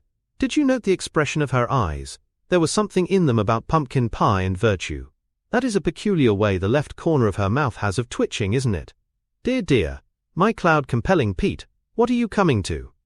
Pete asserted at once that he never was very much interested in the girl. The woman interrupted him, laughing. "Oh, it's not of the slightest consequence to me, my dear young man. You needn't draw maps for my benefit. Why should I be concerned about it?" But Pete continued with his explanations. If he was laughed at for his tastes in women, he felt obliged to say that they were only temporary or indifferent ones. The morning after Maggie had departed from home, Pete stood behind the bar. He was immaculate in white jacket and apron, and his hair was plastered over his brow with infinite correctness. No customers were in the place. Pete was twisting his napkin slowly in a beer glass, softly whistling to himself, and occasionally holding the object of his attention between his eyes and a few weak beams of sunlight that had found their way over the thick screens and into the shaded room. With lingering thoughts of the woman of brilliance and audacity, the bartender raised his head and stared through the varying cracks between the swaying bamboo doors. Suddenly the whistling pucker faded from his lips. He saw Maggie walking slowly past. He gave a great start, fearing for the previously mentioned eminent respectability of the place. He threw a swift, nervous glance about him, all at once feeling guilty. No one was in the room. He went hastily over to the side door. Opening it and looking out, he perceived Maggie standing, as if undecided, on the corner. She was searching the place with her eyes. As she turned her face toward him, Pete beckoned to her hurriedly, intent upon returning with speed to a position behind the bar and to the atmosphere of respectability upon which the proprietor insisted. Maggie came to him, the anxious look disappearing from her face and a smile wreathing her lips. "Oh, Pete," she began brightly. The bartender made a violent gesture of impatience. "Oh my God," cried he vehemently, "what the hell do you want to hang around here for? Do you want to get me into trouble?" he demanded with an air of injury. Astonishment swept over the girl's features. "Why, Pete, you told me." Pete glanced profound irritation. His countenance reddened with the anger of a man whose respectability is being threatened. "Say, you make me tired, see? What the hell do you want to tag around after me for? You'll get me into trouble with the old man, and there'll be hell to pay. If he sees a woman round here, he'll go crazy and I'll lose me job, see? Your brother came in here and raised hell, and the old man had to put up with it. And now I'm done, see?" "I'm done." The girl's eyes stared into his face. "Pete, don't you remember?" "Oh, hell," interrupted Pete, anticipating. The girl seemed to have a struggle with herself. She was apparently bewildered and could not find speech. Finally she asked in a low voice, "But where can I go?" The question exasperated Pete beyond the powers of endurance. It was a direct attempt to give him some responsibility in a matter that did not concern him. In his indignation he volunteered information. "Oh, go to hell," cried he. He slammed the door furiously and returned, with an air of relief, to his respectability. Maggie went away. She wandered aimlessly for several blocks. She stopped once and asked aloud a question of herself. "Who?" A man who was passing near her shoulder humorously took the questioning word as intended for him. "Eh? What? Who? Nobody. I didn't say anything," he laughingly said, and continued his way. Soon the girl discovered that if she walked with such apparent aimlessness, some men looked at her with calculating eyes. She quickened her step, frightened. As a protection, she adopted a demeanor of intentness, as if going somewhere. After a time she left rattling avenues and passed between rows of houses with sternness and stolidity stamped upon their features. She hung her head, for she felt their eyes grimly upon her. Suddenly she came upon a stout gentleman in a silk hat and a chaste black coat, whose decorous row of buttons reached from his chin to his knees. The girl had heard of the grace of God, and she decided to approach this man. His beaming, chubby face was a picture of benevolence and kind-heartedness. His eyes shone goodwill. But as the girl timidly accosted him, he gave a convulsive movement and saved his respectability by a vigorous sidestep. He did not risk it to save a soul. For how was he to know that there was a soul before him that needed saving? Chapter 17. Upon a wet evening, several months after the last chapter, two interminable rows of cars, pulled by slipping horses, jangled along a prominent side street. A dozen cabs with coat-enshrouded drivers clattered to and fro. Electric lights, whirring softly, shed a blurred radiance. A flower dealer, his feet tapping impatiently, his nose and his wares glistening with raindrops, stood behind an array of roses and chrysanthemums. 2 or 3 theaters emptied a crowd upon the storm-swept pavements. Men pulled their hats over their eyebrows and raised their collars to their ears. Women shrugged impatient shoulders in their warm cloaks, and stopped to arrange their skirts for a walk through the storm. People, having been comparatively silent for 2 hours, burst into a roar of conversation, their hearts still kindling from the glowings of the stage. The pavements became tossing seas of umbrellas. Men stepped forth to hail cabs or cars, raising their fingers in varied forms of polite request or imperative demand. An endless procession wended toward elevated stations. An atmosphere of pleasure and prosperity seemed to hang over the throng, born perhaps of good clothes and of having just emerged from a place of forgetfulness. In the mingled light and gloom of an adjacent park, a handful of wet wanderers, in attitudes of chronic dejection, was scattered among the benches. A girl of the painted cohorts of the city went along the street. She threw changing glances at men who passed her, giving smiling invitations to men of rural or untaught pattern, and usually seeming sedately unconscious of the men with a metropolitan seal upon their faces. Crossing glittering avenues, she went into the throng emerging from the places of forgetfulness. She hurried forward through the crowd, as if intent upon reaching a distant home, bending forward in her handsome cloak, daintily lifting her skirts and picking for her well-shod feet the drier spots upon the pavements. The restless doors of saloons, clashing to and fro, disclosed animated rows of men before bars and hurrying barkeepers. A concert hall gave to the street faint sounds of swift machine-like music, as if a group of phantom musicians were hastening. A tall young man, smoking a cigarette with a sublime air, strolled near the girl. He had on evening dress, a moustache, a chrysanthemum, and a look of ennui, all of which he kept carefully under his eye. Seeing the girl walk on as if such a young man as he was not in existence, he looked back transfixed with interest. He stared glassily for a moment, but gave a slight convulsive start when he discerned that she was neither new, Parisian, nor theatrical. He wheeled about hastily, and turned his stare into the air, like a sailor with a searchlight. A stout gentleman with pompous and philanthropic whiskers went stolidly by, the broad of his back sneering at the girl. A belated man in business clothes and in haste to catch a car bounced against her shoulder. "Hi there, Mary, I beg your pardon. Brace up, old girl." He grasped her arm to steady her, and then was away, running down the middle of the street. The girl walked on out of the realm of restaurants and saloons. She passed more glittering avenues and went into darker blocks than those where the crowd traveled. A young man in light overcoat and derby hat received a glance shot keenly from the eyes of the girl.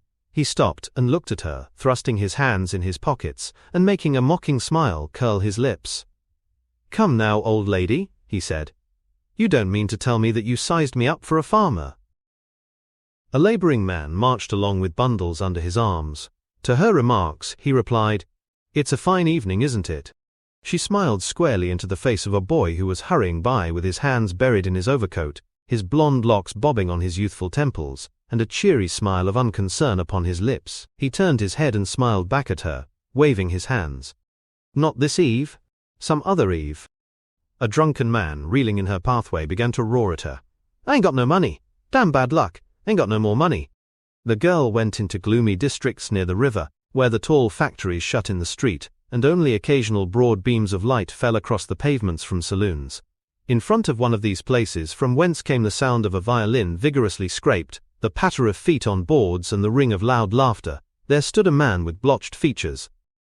"Ah, there," said the girl. "I've got a date," said the man. Further on in the darkness she met a ragged being with shifting, bloodshot eyes and grimy hands. "Ah, what the hell? Think I'm a millionaire?"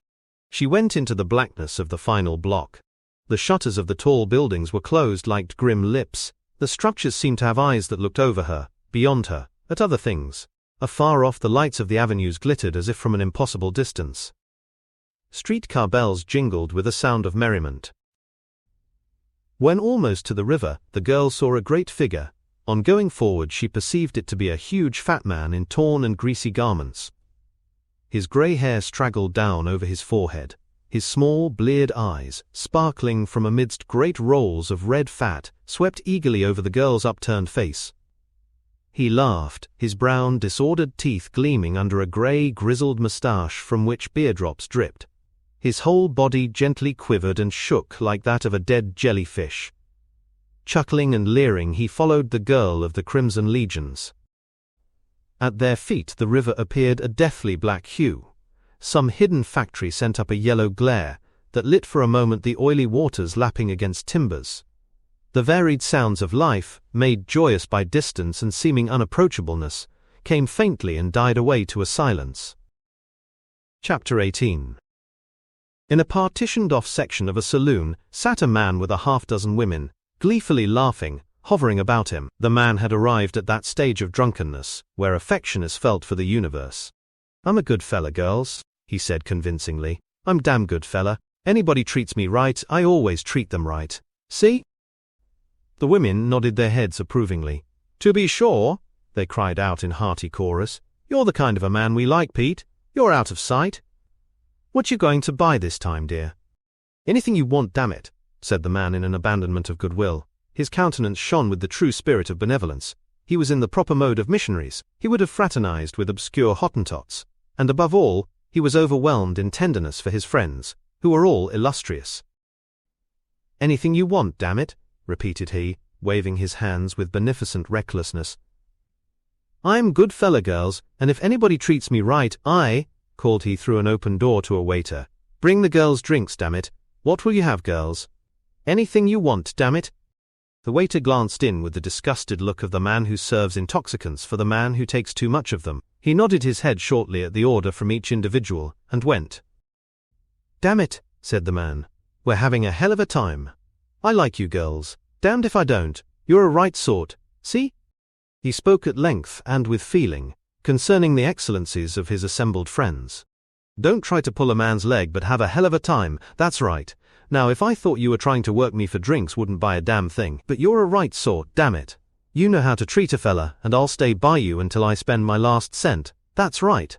I'm a good fella and I know when anybody treats me right." Between the times of the arrival and departure of the waiter, the man discoursed to the women on the tender regard he felt for all living things. He laid stress upon the purity of his motives in all dealings with men in the world, and spoke of the fervor of his friendship for those who were amiable. Tears welled slowly from his eyes. His voice quavered when he spoke to them. Once when the waiter was about to depart with an empty tray, the man drew a coin from his pocket and held it forth. "Here," said he quite magnificently, "here's a quarter." The waiter kept his hands on his tray. "I don't want your money," he said. The other put forth the coin with tearful insistence. "Here, damn it," cried he, "take it. You're a damn good fella and I want you to take it." "Come, come now," said the waiter with the sullen air of a man who is forced into giving advice. "Put your money in your pocket.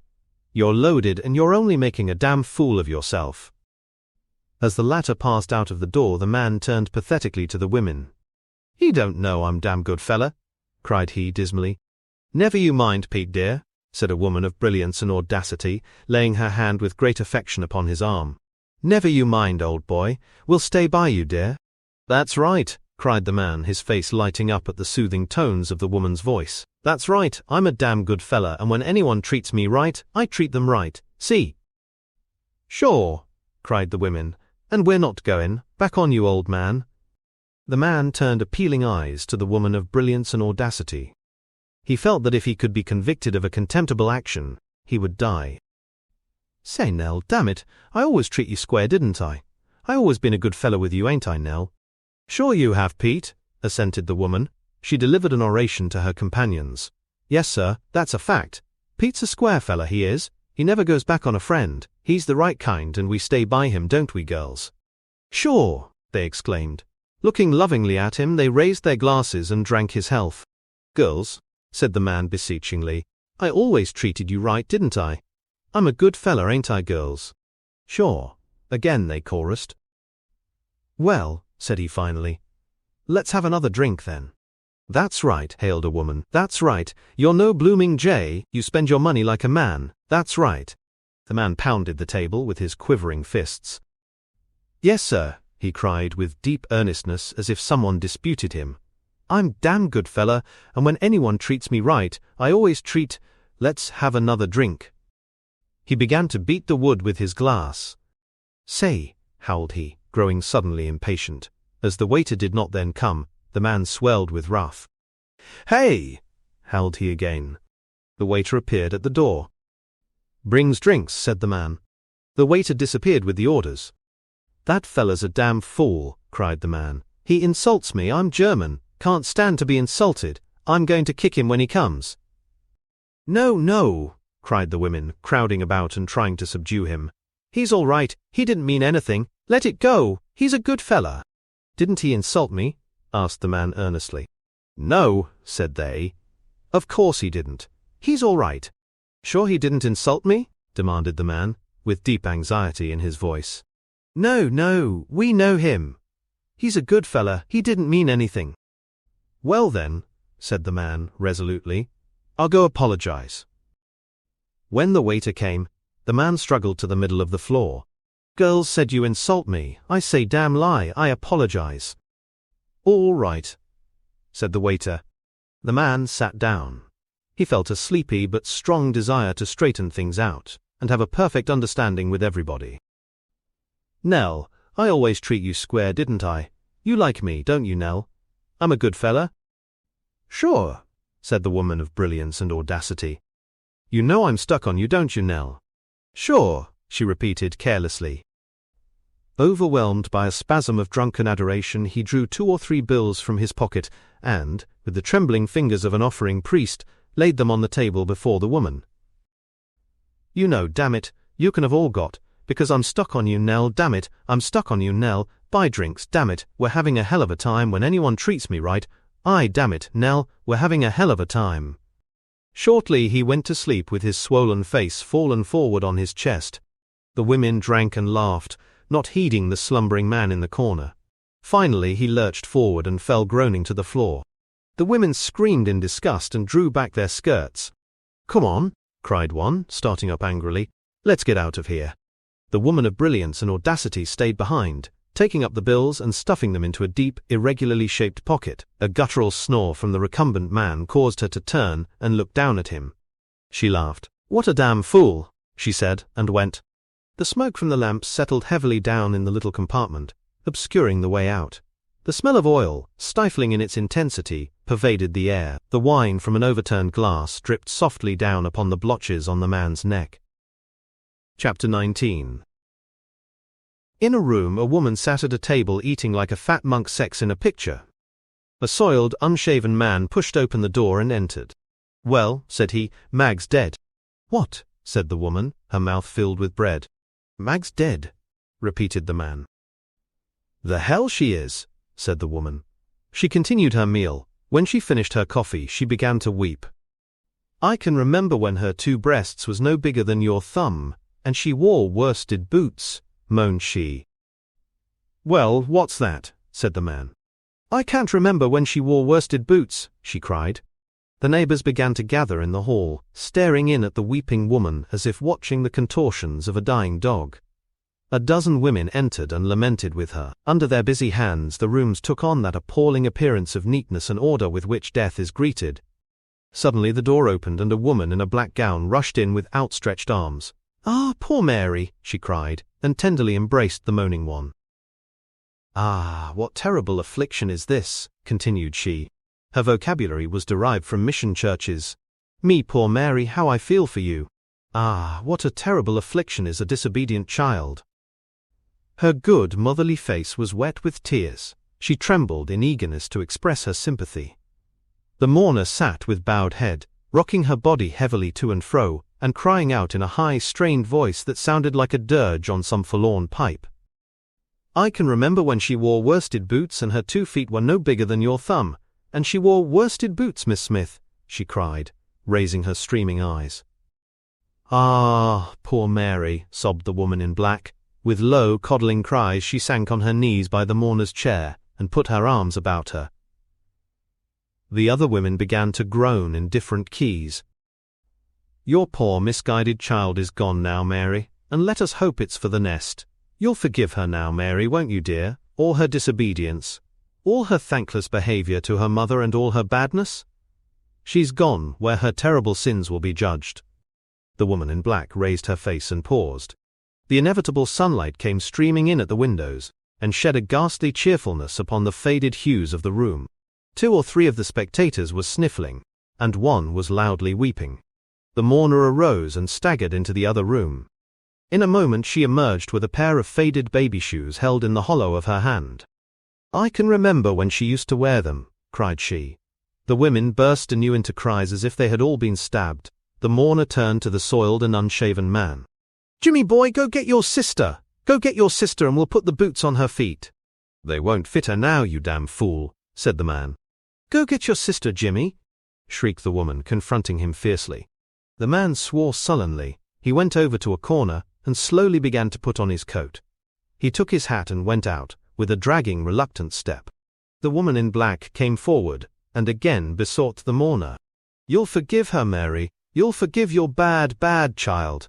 Her life was a curse, and her days were black, and you'll forgive your bad girl. She's gone where her sins will be judged." "She's gone where her sins will be judged," cried the other women, like a choir at a funeral.